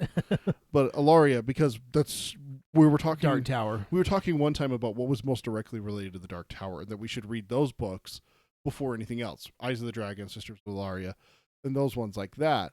And then I read The Talisman. It was really good. I read Black House. It was really good. And I was like, okay, I'm just opening myself up to more suggestions. I love it when people suggest things. That's where someone suggested Midnight. That's where someone suggested I think that's the Dean Koontz book with the beasts that I talked about. Yeah. And then it was right around that time that we got the announcement for The Long Walk, Salem's Lot, and not Salem's Lot. Salem's Lot was recent. Was it recent? The last couple episodes. What was the other? There was 3 things that were announced for 2019. It was either at the very end of 2018 or the beginning of 2019 that were announced, and The Long Walk was one of them. So I was like, oh, cool, I just read that when we heard the announcement. Okay, interesting. Yeah, I guess it's just my memory then, and just like there's so many announcements that it's yeah, I don't know. We got so much King coming out, I'm confusing them all. Yeah, exactly. So next up, now this is one I'm gonna just give a caveat before we even dive in. First of all, this comes from OG Chris. Sent this to us on Twitter. So thank you for that. This is a casting announcement for Dark Tower. And this is from a Portuguese publication. I'm not sure what country it's originating, but somewhere that goes with Portuguese. And I mean, maybe it's Portugal itself. I don't know. The only reason I'm giving a caveat is because none of this stuff has been picked up by anyone else. There's like 3 different places in the country of origin of this article that are all reporting it. So it seems like it has multiple sources in that area, but it hasn't been picked up by anyone. Not nobody in your major entertainment stuff. So I want to at least say that, because there's just part of me that's not that I'm super doubtful. There's just part of me that's man, if this is the case, why hasn't this been picked up by Deadline, Variety, all these ones that we generally hear all all they do is entertainment news, right? So this hasn't happened. But this is a casting. Joanne Ribeiro and Anna Pajaro comprise the cast of the Dark Tower. So these articles are in Portuguese and were just translated via the Google. Okay. So if anything seems clunky, that's potentially why. Stupid English language. Yeah, how incompatible it is to other languages. Yeah. And this is from series.tv on May 21st, 2019. And this, so let's jump into it here. Joanne Ribeiro and Ana Padro, well-known actresses in the small and large Portuguese screens, will embark for Hollywood through the Passport program, where they will be part of the cast of the new series of Stephen King, The Dark Tower, produced by Amazon. This program, and so this is talking about this Passport program. The program sits at the same table as Portuguese actors and casting directors from several foreign countries, allowing the internationalization of the national artists. So I guess this might be Portugal then, the way that it talks then. and has already led to Albano Geronimo and Ivo Alexander to be cast in Vikings, and Lydia Franco to be cast in the new Michael Bay film Six Underground. So this is a program that a lot of these articles are talking about, like kind of this program. So I'm guessing it's like a government program to help expose their actors in their country to like worldwide castings. And so that's where like most of these articles are based around. What are you squinting at? Finish and we'll talk. So that's and I will say that's what makes me almost think that maybe this is a thing. It's just curious to me that this hasn't hit some of the other stuff. So what are you trying to look at? Who we're talking about here? Can you go back a few slides for me to the pictures on set where we see the horses in the background with the people walking away and that one woman highlighted?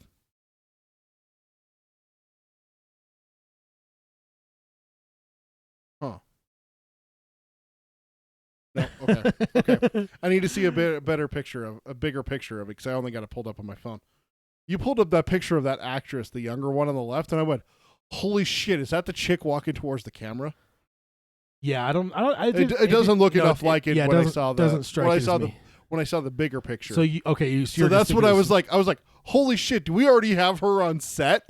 Like, yeah, dude, it freaked me out for a second. Okay, are you privy to any guesses? Susan and Cordelia, maybe. Yeah. I mean, look at them. Yeah, Ribeiro will record the pilot episode of The Dark Tower where she will play the lead role. It will be Susana Delgado, the girlfriend of the main character, Roland Deschain, who seems to be played by Sam Strike, and in parentheses, Night Flyers. Pedraro will give life to the character's aunt. I knew it. So, yeah, let's take a look for Susana. What do you think? Not blonde. First impressions. Not blonde, but that's easily fixable. Yeah. In fact, she's gorgeous. In fact. Oh shit. You did that on purpose, didn't you? No, when I was Googling, I was like, I found this first image and I'm like, yeah, okay, that's a better image than what they gave on that article. And then I was like, Google image searched her just to see what else I could find and found that one. I'm like, oh, okay. Okay. That'll work. So yeah. That is, it looks like Mark in the chat says Susan and Cordelia. I guess it's fairly obvious, apparently. Yeah, and then we've got... she's going to be good. I don't know why, but I got a feeling she's going to be good. Oh, God. I specifically tried to find pictures that were like Cordelia like if I found like pictures where she's like just got the loveliest smiles and she just looks like this warm, happy person. I'm just like no, I can't share those ones. No. We got to share something that just shows her as Cordelia, and those are the two that I found that really jumped out at me. Does that not just look? It looks like this should be Cordelia about ready to yell at Susan, or looking out the window like watching her, watching her ride off on pylon. Yeah, that bitch. Yeah, indeed. So yeah, that's like I said, caveat of it hasn't been picked up by anyone. Not necessarily saying that it has to be picked up by these like all these places.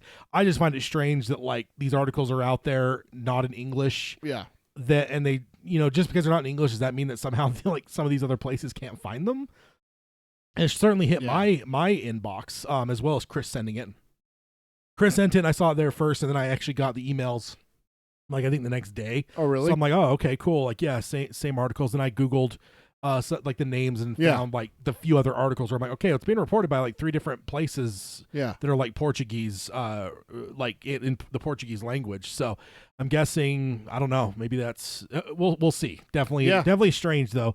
But yeah, it's definitely one that it's a different casting than we've had for the rest. And that of article was on the 21st, right? Yeah. So I mean, it's only been a few days. Yeah. Maybe that's the reason why it just hasn't been picked up, is that it's the castings of supporting characters. I don't know. Yeah. I feel like Susan would be a really big one, but it should be. Yeah, absolutely. And even Cordelia is a pretty big character. Well, I mean, for us it is because we know the story. But I mean, like if you handed this to someone who doesn't know the Dark Tower and says, "Hey, they cast a Susan in the Dark Tower," they'd be like, yeah, but they don't know it. They're not going to know anything. They're like, oh, well, I don't care about anyone. Yeah. You could say Eddie, and they'd be like, oh, I don't know what that means. Yeah. So, all right. Don't you dare be search my. I'm not. I'm just saying if you got a non-Dark Tower person, like I don't think they're gonna be like super into or privy to anything. So yeah, that's kind of the laundry list of big things. So we got some odds and ends. The It trailer. Chapter 2. Wasn't that incredible? Oh my god. I highly recommend it. I was like tempted to throw it on here and play it, but I'm like, no, but I do want everyone, unless you're like not into it at all for some reason, definitely check that trailer out. It's a masterwork of like just I don't know. I don't know if I've ever seen like sometimes horror does good with like trailer where they'll just like do like those like let a scene be like the trailer almost, which is basically what they did. They basically did. They had like maybe kind of like a little bit of a blur to show, and then like I was talking to a friend of mine, and I was just like, man, I don't know why they didn't just leave it as that scene. He's like, well, you got a lot of big actors they've cast in this. You probably at least James McAvoy. You probably want. Let's not show James McAvoy in the trailer. Is he one of them? Isn't he? I know he plays Bill, doesn't Bill he? Hader is in there. And Jessica Chastain is no, because I freaked out that I was so dumb that I missed that McAvoy was signed for It Chapter 2.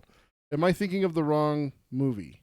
I don't remember. I might be thinking of the wrong movie. But hold on. But they also have the younger cast in the trailer, so you see them for a bit. James McAvoy is playing Bill Denbrough. Okay, so he is. All right. Yeah, like I don't know why that just seemed wrong to me. Like, no, exactly. I was like, holy fuck, that's James McAvoy. And not that he's wrong for the role, but it just didn't like strike me as familiar for some reason. But yeah, no. So that trailer looked incredible. It was terrifying. And it was wonderful. Very well done. And then next up, oh, did I forget? Well, I did grab this picture that we missed last time. Oh, Blaine. So the Lego Blaine. Also, I noticed in the background you got some kind of like gangle creature climbing up the volcano. It's the Wasteland. No, I know. It's just a very, very nice touch.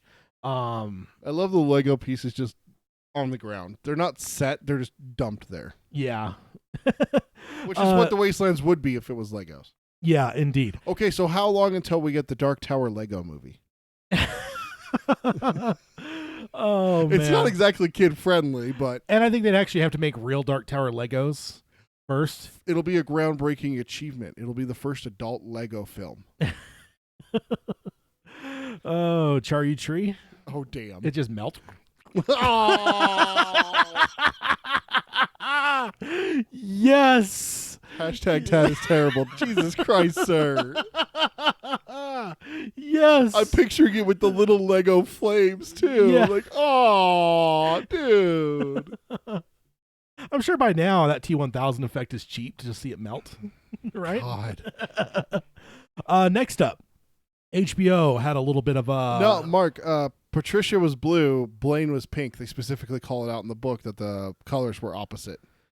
Eddie points that out? Yeah. Yeah, because he hadn't seen them yet. And he's like, the colors are wrong. And they're like, what the hell are you talking about? He's like, Blaine's pink. He's like, why, you know. Yeah, how the hell do you know that? Yeah, and they're just like, or wait, because Jake has a dream too that Blaine runs over Oi. Yeah. But Eddie does too, right? Yeah. Because it's when they're crossing the bridge, and then they see the Patricia in the river. Basically. The blue one in the river, yeah. But Blaine is absolutely. And is it Eddie pink. that says that it's wrong? Like the colors are backwards? are off because the genders are. Yeah, you have a boy that's pink and a girl that's blue. Yeah, yeah. So next up, HBO had a little bit of a amalgamation thing they have. I mean, whatever you call the small advertisements that they have. You watch something at the end, it'll play and it'll show like little snippets from a bunch of different shows, right? Like, like here's what's coming to HBO. Blah. Yeah, and it's just like a vomit stream of like 5 or 6 different shows. Yep. Well, there's a new one, and it has The Outsider. Couple small scenes. Fuck, did I miss it? I don't know if you watched it. Well, I see a bunch of those. Those always popped up when I watched Game of Thrones. Oh, okay. So I always fast forward it past them usually. And then like I wouldn't bother because it's always like I did it one time in one episode of Game of Thrones. I fast forward past the check out what's new on HBO. I fast forwarded and I seriously got something. I seriously skipped into the middle of a scene and got. No, me like because I'm able to like click it where I can like see like what it is, and I just wait for that first portion of the credits to come up, and then I hit play. I just hit fast forward and I went 128% and just went. I seriously went like 12 minutes into the episode and had something like not spoiled for me. I mean like just take it out of context. I seriously jumped into a scene where a character was dying and I just went, oh fuck. And Luckily, my wife hadn't walked in because that's what I was trying to do is get past that to the opening credits. Yeah. And luckily, my wife hadn't walked in, and so she's like, "What?" I'm like, "Nothing." Yeah. And then we sat down to watch, and then that character died. She's like, "Oh fuck!" And I'm like, Yeah. "Yeah, that's what I was saying." So yeah, I had a still image I grabbed from it because I don't like saying I told you so, but I did make a prediction that is, I believe, now confirmed. Damn, you're good. Patrick Bateman. Damn, looks you're like good. He is playing Terry Maitland. Yep. And we got oh shit, Ben Mendelsohn. I almost called him Director Krennic. Playing Ralph. Which, for those of you who are not Star Wars fans, that's his character's name in Star Wars story Rogue One. That's always going to be what I know him as, though. Like Director he's Krennic. he's a great actor, but dude, he fucking killed it in that movie. But yeah, Patrick Bateman indeed playing Terry Maitland. Because again, circling back, if anyone missed the episode, basically it was announced that he's involved. Patrick Bateman is producing. He's also going to be directing the first episode or two.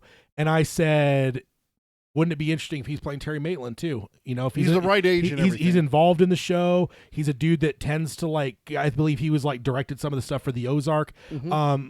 So he does like the whole like direct and star type thing. He's obviously a well-known actor, and I'm just like, wouldn't it be a perfect role for him? You know, and yeah, just the little bit you see, they basically show this. There's a shot that's like further away, and they're like basically surrounded by 6 to 8 cops that's kind of flanking them in like uniform. You can kind of see the uniforms. Then you kind of get to this shot where you see it. Then I think it shows like them in a room like for investigating like a crime scene basically, but like you don't see a whole lot. It doesn't give you a lot, but it definitely it made me happy because I'm like, awesome. he is going to play Terry Maitland. I'm totally down with that. I love Jason Bateman. Yeah, me too. I said that partially too because I'm like, I'd love to see it. Oh like, yeah, it'd be awesome. Especially Terry. Terry's such a good character to be like. The thing that got me with him in The Outsider, and this is not obviously like too much into the show or the not the show, the book, is that he has something that a lot of people don't seem to get when they're wrongly accused, because mostly wrongly accused seem like they just have like the fear. Oh God, I'm going to jail. Oh God, I'm going to get executed. Oh God, oh God, oh God. Yeah. He actually has like the pissed off, like, fuck you for accusing me of this, you piece of shit. Yeah. And I think I love that. I think it really comes down to the way he's arrested too. Yeah, exactly. It's that's not done discreetly, let's no, just say. it's not. It's meant to humiliate is the way they do it. Yeah. And so it's just really, really good to see someone like Jason Bateman be able to play that, because I hope they don't make him timid and fearful. I hope that Bateman, they let, pardon the pun, they take the cuffs off of him and let him go. Yeah. Because I would love to see him get pissed at Middleton. Yeah. Middleton or Middleston? Hiddleston. Or no, Tom Mendelsohn. Mendelsohn, thank you. Sorry. Yeah. Crossing the wires in my head. Director Krennic. Director Krennic. Ralph. Yeah, Ralph. Exactly. So yeah, that's kind of cool. Also, I wanted to mention Nosferatu. I already did earlier in the episode, but the trailers are out for that. It's about to start. It's imminent on its start. Ugh, that trailer is creepy as fuck. Yeah. Spock playing the bad guy there. Yeah. I mean, fake creature. Fake Spock. Fake Spock. New Spock. That's what he is. Yeah. I also wanted to throw this out. I've been meaning to do this for a few episodes now. EJ, when I interviewed him, when we went off air, talked to him for a little bit longer, and he mentioned a show on Netflix that he said is like, I don't even know how he worded it. I don't want to say it's like the Dark Tower, because I don't think that's possible, but it's definitely got some like Dark Tower-ish vibes. There's some stuff where like you're like, okay. And then like I just so happened to like be looking on Twitter and saw like Chris from Endworld was tweeting about it as well. I'm like, okay, I'm gonna dive in. The show's called The OA. Oh, he mentioned that in the interview. Did he? Yeah. I know we talked about it off the air, because he's like, dude, you gotta watch it. It's like it's really. I think you may have circled back to it, because he does bring it up on the air, because I wrote it down. Oh, okay. I was like, oh, hey, okay. I watched the entire first season, and apparently the second season's where it gets way more like Dark Tower-ish in terms of like, it basically comes down to like realities type stuff. So like, I'll just say that, and that's where your thread connection is to like it. But so far, I'm loving the show. I do believe I'm blank on his name, but the guy that played the old man in The Walking Dead just passed away recently. The OA is the show that he was working on when he died. Oh. So like he's in the first season. So if you like it, and he's also in The Mist, right? Yeah. Trying to think of some of the other stuff that he's been. But either way, I wanted to at least throw it out there. Recommendation. I've only seen the first season, but I really enjoyed it. The only thing I had a hard time with is Phyllis from The Office is in it. Oh God. And I'm just like, that's Phyllis. Like, she's never going to not be Phyllis. But no, she does great though. She does, and it's an interesting show. I would definitely recommend if anyone's got like some time and wants like something that's like feels Dark Tower-ish. Like I said, like when you're talking about like realities and stuff like that, it's definitely has that vibe. So that will then bring us to the promised next portion here, and it is it's not plugged in. Yes, I unplugged it for the slideshow. Go ahead and plug it in. Let them have it. They've been deprived of it for long enough. Go ahead. Oh man, that was an epic fail there. I usually don't have to unplug. No, yeah, because you had to do it for the sound for the the video to get the video, because it's like in the slideshow versus like whatever. So that was like that was epic fail. Emails. It's the emails. Tad's gonna read us what people do us. Oh, that's not good. God damn it. Gets me every time. Every I time. love it. Okay, so yeah, over to the email section. First off is Chris from Australia. He's got a two-parter here, and actually the first one is actually more recent, but you'll see why. He says, hey team, hey Chris. He says and he basically gives us, of course, because it's Chris and he's awesome, because we had discussed like how many episodes we've got. So he sent us, and this is out of date, but I'll give you the up to date. But he says Roundtables 73, including EJ interview and the bonus palaver after Roundtable 14, which I had completely forgot about. What the hell? And I went back and looked. It's one that we did because we had a book club coming up, and we got the first images of Idris Elba in costume. Oh, so I came over like midweek to record that. Yeah. So we didn't numerate that one. So we just called it a bonus episode. Yeah. And the film commentary is the other one that counts in there for 73.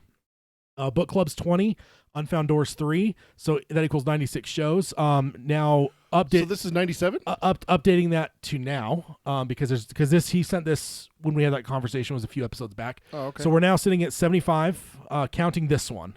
Okay. Book club 21, Unfound Door 3, so that puts us at 99. Holy shit! Our next episode is our 100th episode. It is. Holy shit! And it is a round table. So. Oh damn. So yeah, and I actually did because I found like when I was going through and like transposing emails into like the document I used to read them where it's larger and stuff, because I only have one good eye. Right. We have one living eye and one from a dead guy. That's true. But I noticed that, so I actually went in and deleted the two like prep for live shows. So hopefully, I don't know how that works when I delete it on my end. I'm assuming it'll disappear out of people's feeds.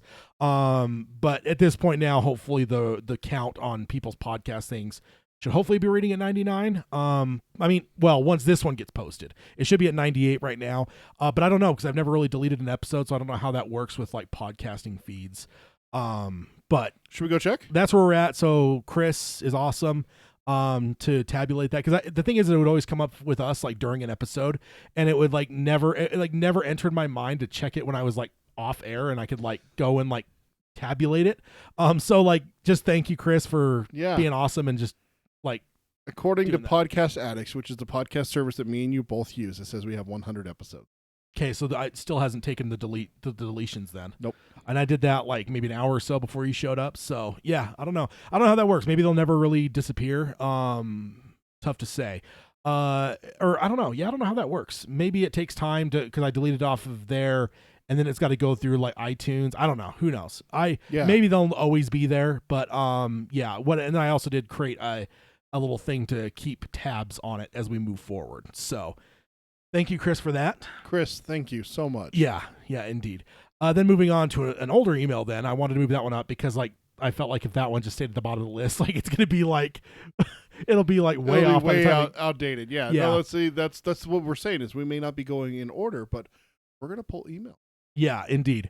And also send them too, because hell yeah. I'm not like at the end of the list of emails here. I do have some, but we can see it. I could see the bottom of the bag. So don't hold back from sending emails. If you've ever had a question about how we feel about a certain part of the book or what we take on something, ask. We love tangents. Yeah, indeed. Damn right we do. Indeed. So then Chris, this is one from a little bit further ago. He says, "Heil again, Tad and Peter." Heil. He says, "Clearly, I have a heap of time up my sleeve this week, as here is yet another email." And this is following the one that we did last episode. Oh, yeah. He basically sent this shortly after. He says, "I'm listening to your more recent book clubs from December 2018. Whoops. Yeah, recent. But this comment has spoilers, so it's probably best left for a roundtable episode. In the book club, you were saying how it was a good example of Stephen King writing to give Data and Odetta both multiple personalities and a disability. This got me thinking, and I have a feeling that I feel that King had to do this. Why? Well, Detta Walker needed to exist to demonstrate that Susanna was going to be made up from someone who could really be a gunslinger. Detta provides the no-nonsense ruthlessness required by a gunslinger, but Odetta has had to exist to make the combined character of Susanna both compassionate and likable. Odetta is no gunslinger, and Detta by herself is just a bitch. Which, yeah, that's certainly one way to say it. I feel like she probably gets called. I mean, I even think fucking Susanna calls her a bitch. Yeah, I think Roland does. Eddie probably does too. But combined, they both make a badass gunslinger. Oh yeah. Additionally, Detta had to be inhibited in some way. Can you imagine a fully able-bodied Detta Walker? Jesus Christ. And he says terrifying. Yeah, I think that's to say the least. Can you imagine the beach if she was a fully able Detta Walker? Eddie leaves her with a gun? Jesus. Yeah, I don't even think they'd get that far, to be honest. I think she'd kill him way earlier than that if she was able-bodied. As it was, she nearly killed Eddie with no legs and no wheelchair. Able-bodied Detta is just too dangerous, which is something I never really thought of before, but yeah, it's totally true. Like, I definitely see his point. Because I've always looked at it from the other direction of like, oh well, shit, she's part of this group and she's like inhibited. You know, she's not just that she's like two people trying to fight over the body, but also this body's like, you know, without legs. Like they're gonna have to deal with like in a world with no sidewalks, they're gonna now be dealing with like a wheelchair and like in the forest. So I never really thought about it from the other side of like maybe it's better that she's not able-bodied. Yeah. Yeah, indeed. Damn, he makes a valid point. Yeah, and he says similarly, Roland had to lose his fingers. Sorry, Peter, but it had to be done. He says, I think you mentioned before that Roland is just too efficient at a killing machine with two complete hands. This is a problem Nikolai Arcel ran into making the movie. He had an able-bodied Roland in a world with almost no guns. This essentially made him invincible, at least in Midworld. By losing his fingers, he's not only reduces Roland's powers, but also provides need for him to find some other companions, some other hands, as it were, which totally good point. Yeah, let me ask you this question. Roland versus the Wolves. With two hands? With two hands. And no arthritis. Easy. He kills them all. Easy. Right? Not even a not even a breaking a sweat, right? Yeah, in my opinion, maybe I'm wrong, but I would see it as just because I feel like I almost feel like the arthritis, I mean, I know it plays in a larger perspective obviously with King, but I almost feel the arthritis was the same as the removal of the fingers. It was there to inhibit him because by this point, Roland had adapted to one hand, having the one hand or using the other hand in its limited capacity. So I think the arthritis was almost necessary to make the wolves more dramatic. Because I even feel Roland without arthritis, with the hands as they were, I almost think might be too much of a... I don't think he could have done 77 wolves, I think is what they said. 77 wolves with the technology that they had, I don't think he could do one-handed. Two-handed, absolutely, no problem. One-handed with the quartet, without the arthritis, they had to have help. He asked for help for a reason. I think that he would have been hard-pressed to do it by himself with one hand and no arthritis. Yeah, I don't know. Because he had to have help even with the quartet. So even with Jake's gun and with his other gun in Eddie or Susanna's hand, the three of them would not have been enough, according to Roland. And no offense to you, no offense to me, I'm going to trust his judgment a lot fucking farther than mine. Yeah. But I mean, there's like the whole deception portion too, right? He needed people for some of the deception so that the kids weren't known where they were at and stuff. Like there's that whole portion that he needs help for. Yeah, but because he believed that there was a traitor from like the offset. Yeah, there's no way that they could take the kids from hiding places, knowing where they were. They went right to the hiding places. And and me, I don't necessarily see that, so I'm not accounting for that when I say even with no arthritis and 1.5 hands, I think Roland can handle them all on his own. That's not saying that he wouldn't need help to like have the kids to set up the appropriate situation. Yeah, to set the stage for it all. Like if there was no quartet and it was just him and he had the town, he would have to use, I don't know who he would trust necessarily, but that kind of thing. I guess that's how I view it. But yeah, and Mark says in the chat that he even takes a couple of licks in Tull, and he had 2 hands there. Yeah, and those people had sticks and knives. Yeah, so but he was also in the middle of them too, right? When it kind of went crazy. Well, he was in the middle of the street, and he retreated and backed away. But let's be honest. Would anyone have touched Roland if he had been able to set the battlegrounds in Tull like he did with the Wolves of the Kala? And that's what I'm saying is like I feel like the Wolves are an incoming force to. It's so easy to defend. I guess I look at it like military tactics, right? Like Normandy is going to be a lot harder to do. Attacking a fortified position, right? Sure. In a prepared position versus like getting ambushed in a town where you don't realize that the enemy is in that town. And you're in the middle of it before they come out of their hiding place. Like I almost feel like that's the way it is with Tull. It's a lot easier to plan a defense than it is to instantly plan a defense. Yeah, having the time and preparation. Roland was trying to hightail it out of Tull. Yeah. So the battle preparation there, when all of a sudden they throw open their doors and get the interloper. Okay, there's no planning. It's just shoot. Just shoot. Yeah. It's you use your brute talent. Yeah. I was gonna say brute force to get out of the situation. And the one person stabs him. I know he gets hit with a rock. He gets cut a couple of times because he talks about the one real wound is the cut across the calf. Yeah. From the kid. He gets stabbed a couple of times and cut a couple of times. But the cut's the big one. They're all shallow, but the one across his calf is the only one he says that actually was a legitimate wound. Yeah. And I mean, I'm about to get to Eyebolt Canyon here before too long. So, I don't know, just even a younger Roland that's way less experienced. I don't know. Like, of course he has help. They lay waste to a force 10 times their size. Probably, yeah. I mean, there's 4 of them. Yeah. 3 of them. Just him, Cuthbert, and Alan, right? That's it. Yeah. Against all of Farson's men. Yeah. So yeah, that's awesome. That's the end of that email from the second email there from Chris. And so thank you, Chris, for the email. And let's do let me see what we got for this one. Let's do one more here. Lost my place. There we go. Next up is Jack from the UK. I don't know. Jack has popped in the chats here and there. Was he in here today? I think he was the one that popped in earlier, wasn't he? Yeah, I believe so. Yep. So, getting to this email now. He starts off, "Hi, Tad and Peter." Hi. Says, "I enjoyed the flag debate and especially your theory and discussion about the Man in Black knowing that he is in a loop. It got me thinking, and I have given I've given a few thoughts below for possible discussions." And he says, "At the time of the debate, I was also listening to the Gunslinger, and some interesting lines popped up when reading the context of the loop.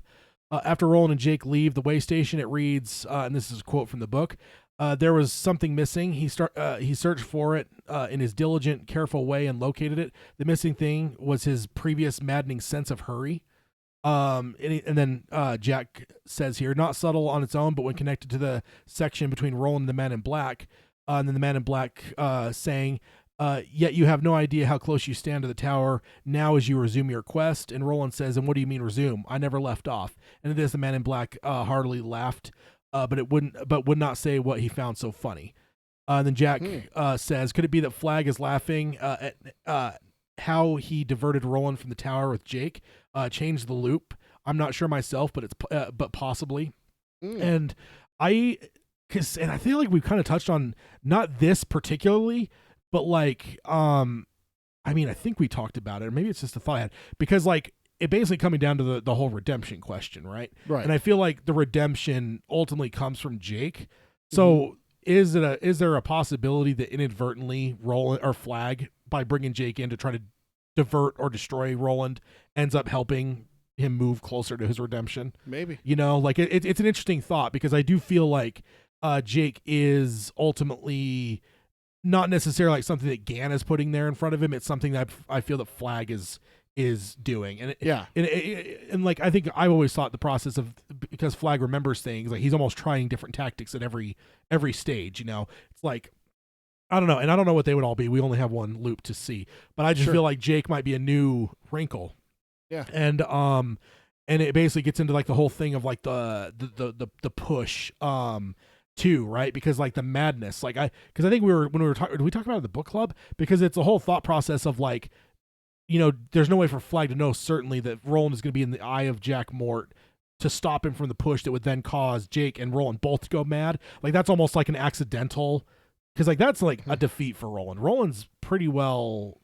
He goes to he hands his gun to Eddie and it's like, I'm done. Yeah, he's pretty much hanging it up. Like, so it's just one of those things that like, but because the quartet is able to like redeem that and bring Jake through. Yeah. Like, but then like it almost moves Roland long term. It's going to move Roland towards forsaking the tower, right? By trying to throw himself in front of the van. It's just kind of interesting. And he's kind of talking about it here is like, you know, that he's changing the cycle by bringing Jake into it all. Sure. It's a larger, I know it's a larger thing, but like I find it all fascinating. And oh yeah, for sure. It's definitely an interesting aspect of it. It's like, how much did he plan, Flag, I mean, to try and kill Roland? Was the Mort part intentional, or was that something that Roland did to himself? Yeah. And for me, I kind of wonder if it was a little bit intentional, because what's door number 3 called in the fortune telling part?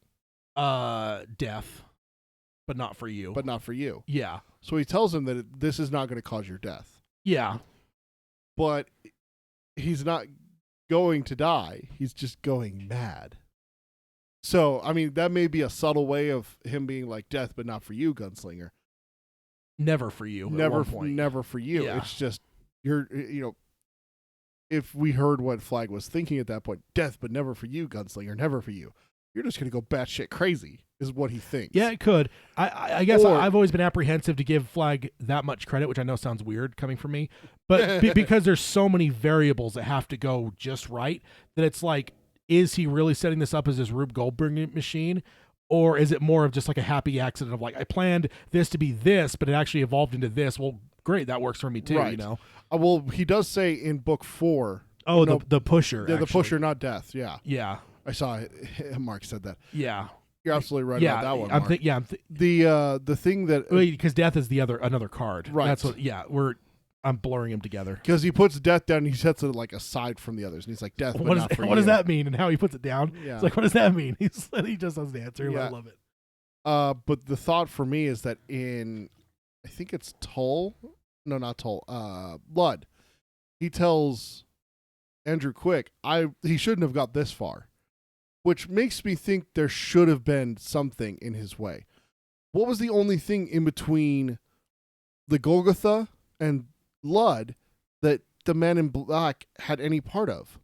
Yeah. The doors. Yeah. There had to have been, he had to have basically been trying 3 times to kill Roland. But does he control the doors, though? I don't think that he controls the doors, but maybe he controls the contents of the doors. Do you ever think about that? I mean, think about it. Roland gets dealt such a shit hand coming out of those doors. Do you really think that's something of Gan, who's trying to help Roland? You know, if we take the good versus the bad, and the good is trying to help him, or if you are in the belief that he's stuck in a cycle of hell, okay, let's fuck with him. Let's give him a fucking heroin junkie. Let's give him a split personality, multiple personality disorder, psychopath on one side, timid, I just spaced on the what's the word where you don't want to fight? Pacifist. Pacifist. Pacifist on the other side. Who knows who's going to be that time? Yeah. The third one is going to be someone even worse than the first 2. Yeah. So it makes you wonder, who set that up? Who controls? Especially who if put it turned that into door? especially if it turned into a thing where like he actually drew Jack Mort. Right, exactly. Imagine if that's what he was supposed to do, was pull Jack Mort. So then you have Eddie, a recovered heroin junkie, Data and Odetta, good God, and then a freaking serial killer. So here's something that just struck me. Did the Lobstrosities save him and the quartet? If not for the Lobstrosities and the poisoning, how much different is the results there? Like Eddie, if Eddie didn't need to be needed, if Roland is just the stoic fucking like Terminator, he would have left him sitting there cradling his brother's head. He's been like, fine, you're not going to come? Fuck it. And just leave him there. But I mean, just assuming they get to the beach though, like assuming Eddie's out on the beach, the door is gone. Does Eddie ever warm to Roland without being needed by Roland? And also how much, like, I just wonder like how much different the whole thing would play out if you didn't have the, like, Roland in the weakened state, Roland poisoned. Like, I just feel like some of that stuff is like, you know, maybe Flag does have more of the power over the doors by way of the tarot cards. You know, and Gan's the kind of thing where it's like, okay, well, it's a heroin junkie, but he's going to have some metal underneath it. He's going to be a gunslinger. You know, and okay, fine. You get that, but that's your play. It's kind of like the you play this card, I play this card. Yeah, and then like it's like, fine, you're going to play a heroin junkie, but I'm going to give him a gunslinger that's a heroin junkie. Yeah, and then on top of it, fuck. Then on top of it, you know, the Lobstrosities, it's like, I'm going to put it in a position where these two need each other, and it's going to grow them closer to. It's just something I never thought about before. Is like how important was the Lobstrosity? I know you hate like the finger stuff. No, absolutely. But it's like, how important is that? Because like, if Roland is Roland, that the Roland that we saw in book 1 is the Roland all the way through book 2.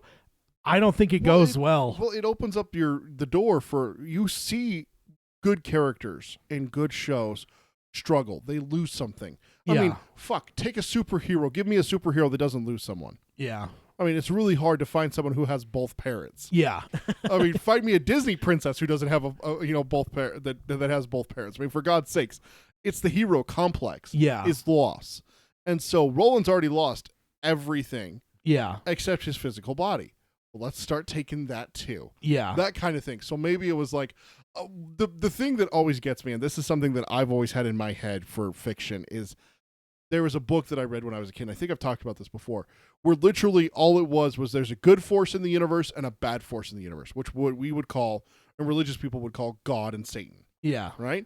And basically when they come up on a species, they go, okay, let's roll the dice. You get your play, I get my play. Yeah. Let's see what happens. Sometimes Satan wins and the planet's destroyed. Other times God wins and the planet is saved and they develop into the Federation in Star Trek. Yeah. Or Gilead in Midworld and stuff like that. You know, stuff like that makes me want a really cool idea of that good versus evil in the universe.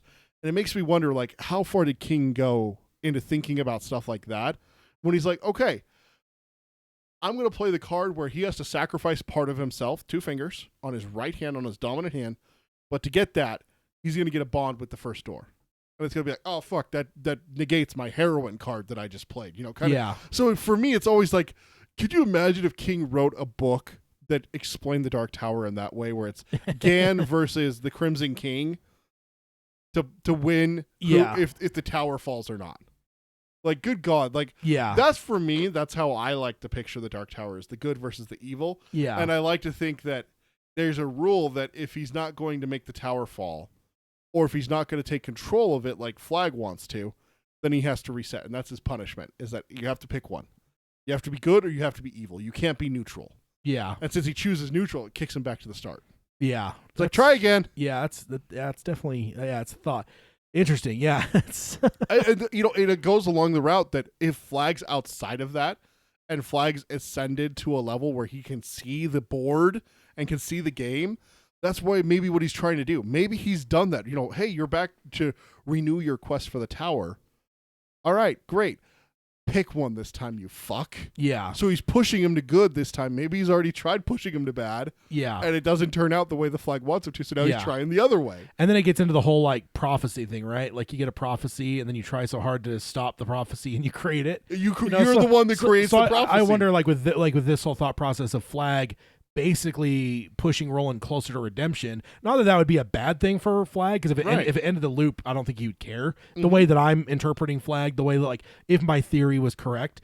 But I don't think that he like rolled the dice and set things up the way he did to make Roland get redeemed. You did it to try to stop him, kill him, whatever it was. Yeah. But then it ended up actually going the opposite direction, like, Mhm. I don't know. And that's just like the classic, like, all throughout like history with literature, right? Like Oedipus, like, Oedipus was like, that's a fucking ancient story, but it's like the same thing, right? Like a prophecy is this. Oh, well, I'm gonna do everything I can to stop that from happening, and literally made the prophecy come true. Happens, yeah, exactly. No, that's where like the age-old question. Okay, if someone tells Oedipus that prophecy, he goes, Well, his dad, right? Because it's when he was a baby. Oh yeah, it tells his dad that prophecy and everything like that. And his dad goes, Yeah, well, I guess we'll see what happens. Yeah. And then literally tells no one ever.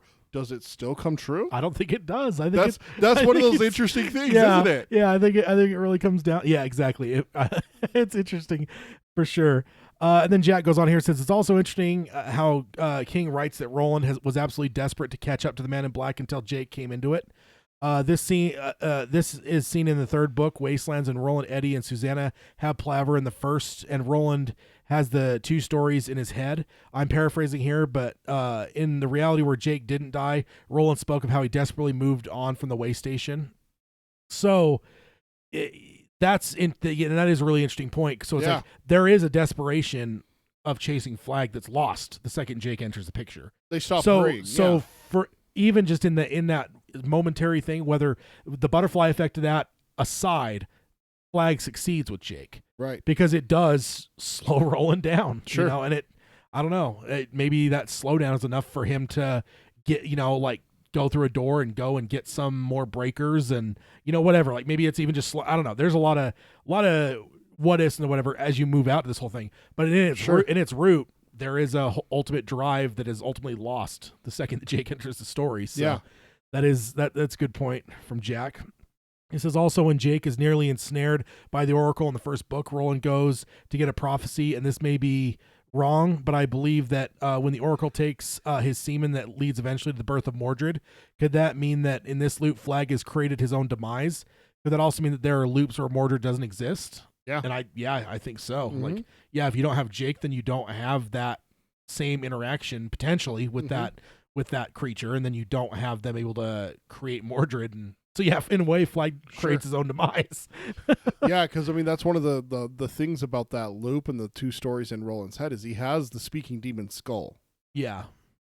So here's a question: what does death do to Flag?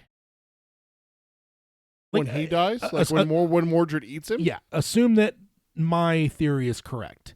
Is there a potential that he almost loses his knowledge of everything because he dies? Maybe that's how he resets every time, is he has to try to avoid death, which is why he's trying to stop Roland at all costs. Yeah. Because if Roland reaches the tower, Flag dies. Yeah.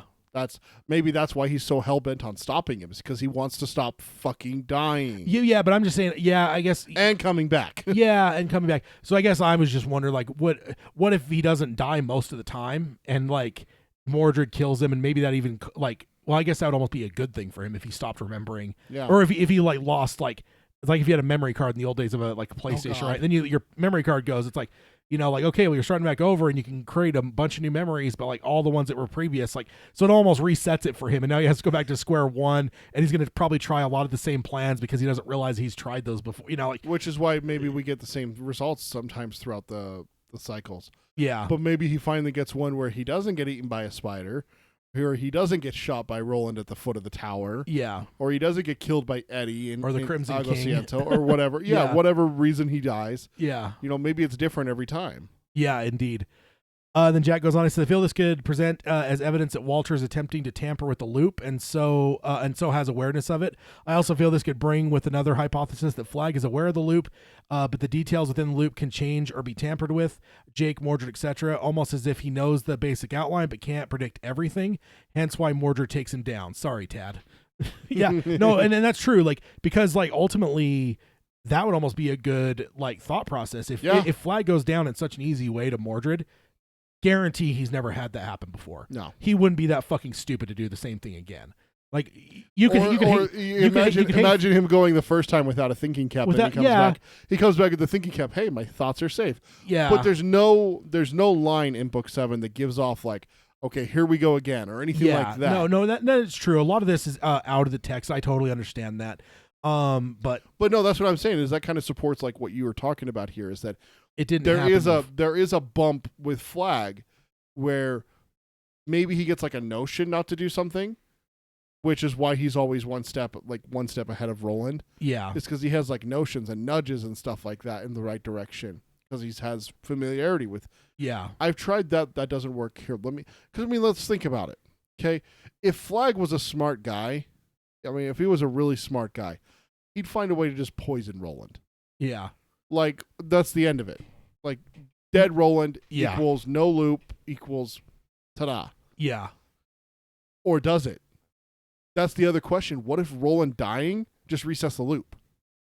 What if the only way to stop the loop, like I talked about, is Roland either choosing positive or negative, good or bad? Yeah. Or the third option, forsaking the tower altogether. Yeah. Which is what he's always trying to get him to do. Yeah. Don't go make the decision, forsake the tower. We know that if you get to the top of the tower, you're not picking shit. Yeah. This kind of supports like what you're talking about here. Don't get to the tower. We have a third option. Yeah, yeah. You know? Now, a fourth option, I guess. Here's a thought I had that I've never had before. The maybe getting a little bit more into the how Flag is privy to extra outside of the loop that he's in. Yeah. Wouldn't you say that he probably has access to the bends of the rainbow? And the next question following up to that, would those have the power to potentially show outside the loop that you're in? It's possible. Maybe even having multiple of them. Possible. You know, like, so maybe it's not even that he's like not that he's almost in this omniscient way of like being able to know what's happening. Maybe he only knows because he has access to a number of those bends of the rainbow, and he's using them to see like other times and see like, so it almost reduces Flag a little bit in terms of like he's not as like high up as a being. It brings him a little bit closer to Roland's level of like a little bit more involved, but that he does have access to things that allow him to like, I actually might like that more than just we mentioned it. We have the Bent of the Rainbow mentioned in book 4 is where they really talk about him, and then Black 13 comes up in book 5. Black 13 and the pink one are the only two, the grapefruit are the only two that we see. Yeah, I think Steven says that a couple of them have been smashed. And he's like, I'm sure, he's like, this one is with the desert tribe over here. So it makes me wonder, where are the others? Like the movie portrayed it that he has a number of them. Yeah. Would you, I mean, I know that's not in the text, but would that surprise you? No. That somewhere he has the place where he's got There's a reason why the pink one went to mages. Like, it was given by a Farson's men. Like, Flag had access to it. Yeah. So it makes perfect sense that he would have others. Yeah, indeed. Then Jack finished up here, says, anyway, thanks, guys. I hope my stream of thoughts weren't too convoluted. No. See you on the live stream whenever I get the chance. Long days and pleasant nights. Signed, Jack from the UK. And thank you, Jack. Yeah, definitely. Thanks, Jack. A good email there. Very We good email.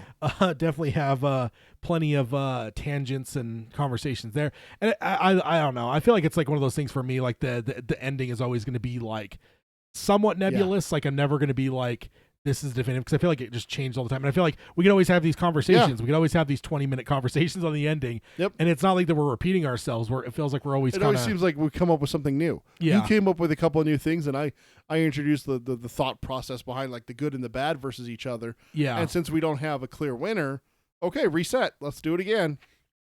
Which is, dude, it's an interesting concept to think about that. Imagine if you do have like celestial entities, you know, okay, is he going to choose A or is he going to choose B? If he chooses A, Tad, you win. If he chooses B, okay, Peter wins. Yeah. That's the rules. Go. I refuse to choose. Well, what the fuck do we do now? We have a planet at stake here. We got a universe at stake. What do we do? Yeah. Well, the only thing that we can do is do it again. Yeah, indeed. You send your agents in, and I get to do a couple things here and there with my stuff. Yeah. Good versus bad and everything like that. So, yeah. Indeed. So yeah, I think that's we've got a couple emails in, but yeah, that's I think that's going to be a good spot to close up. We got let's see, 1, 2, 3, 4, 5, 6, 7 emails left. Not all of those some are shorter than others. So yeah, if you guys want to be involved, definitely send emails in. It's a good time, especially with this new promise to like do at least an email per episode, no matter how long or short we've gone. It's a good time to send them in, just so we don't hit the bottom of that bag and not have an email to read. So send in what you got. Yeah, and the way to do that is darktowerpalaver@gmail.com. You can also check us out, facebook.com/darktowerpalaver, or Twitter. It's @darktowerpod. That's @darktowerpod. We'll take ideas and discussions there as well. I know Tad's pulled content from Twitter before. Yeah. In fact, this episode, didn't someone reach out to you through Twitter for the Portuguese article, right? Yeah, Chris. Yeah, Chris did. So, yeah, there's that. We stream our shows live, youtube.com/darktowerpalaver. You can also go back and watch some of our roundtables that we've recorded. We have them up there. You can check out the visuals that Tad showed me by watching it on youtube.com/darktowerpalaver. Oh, sorry. Yeah, darktowerpalaver. Yep. See, now you're stumbling on it. I put my phone down. I stopped reading it. I was trying to go from memory, which is, of course, a terrible mistake. Bad juju. So then also, if you want to subscribe to us, you can do that on iTunes. If you could rate and review us on there, we'd appreciate that. You can stream us on Stitcher. Find the show notes at darktowerpalaver.com. You can see our entire bracket for the most hated. You can see all the articles I had here, the videos that I played, the pictures that I showed Peter, all that stuff. If you're not going to be able to go through and watch on YouTube and kind of where you basically listen to and see exactly what Peter's saying. If you can't do that, go to darktowerpalaver.com, find the show notes for this episode, and go through those and kind of see what we saw. And see what I see. Yeah. You see what I see. And so that would leave us at basically next episode 100. Episode 100. Oh, the announcement for 100. Hopefully people haven't stopped listening. We'll also throw this out on social media. We're going to record on Friday instead of Saturday next time we record. Yeah, that's true. We're going to bump it for 24 hours due to some scheduling stuff. So yeah, we should have done that at the top. We forgot about that. Yeah. Can you throw something in at the beginning? Yeah. I could probably do some witchcraft and voodoo. And yeah, I'll throw a little thing at the top of the show before the intro, just to let everyone know. Because yeah, I'll admit there's times I don't listen to the end of podcasts when it gets into like the normal stuff, just because like if you've heard it a million times, like you could recite it, so you don't need to listen to the it. end. Yeah. So thank you guys for joining us, and we will sign off as we always do by saying long days and pleasant nights. Long days and pleasant nights, folks. And we are clear on the podcast. Thank you guys in the live stream. Yeah. Got a few other people. Mark has definitely chimed in. Jack peeked in for a second. But I saw the numbers kind of go up and down. So there's some other people listening and stuff. Mark, thanks for joining us. And as always. Yeah, as always. So much fun to have you, Mark. And correcting us on, the pusher there. Yes. That's why I love the live chat, because it gets things like that I forget about. Like, people's names and stuff that happens in it and everything like that. They're always good to keep us in line. Yeah, indeed. So thank you guys. Thank you, Mark. See you guys next time, Friday, whatever date that is. The 7th of June. June 7th. We'll shoot to record at the same time as we normally do. So see you then. And yeah, until next time. See you guys. See ya.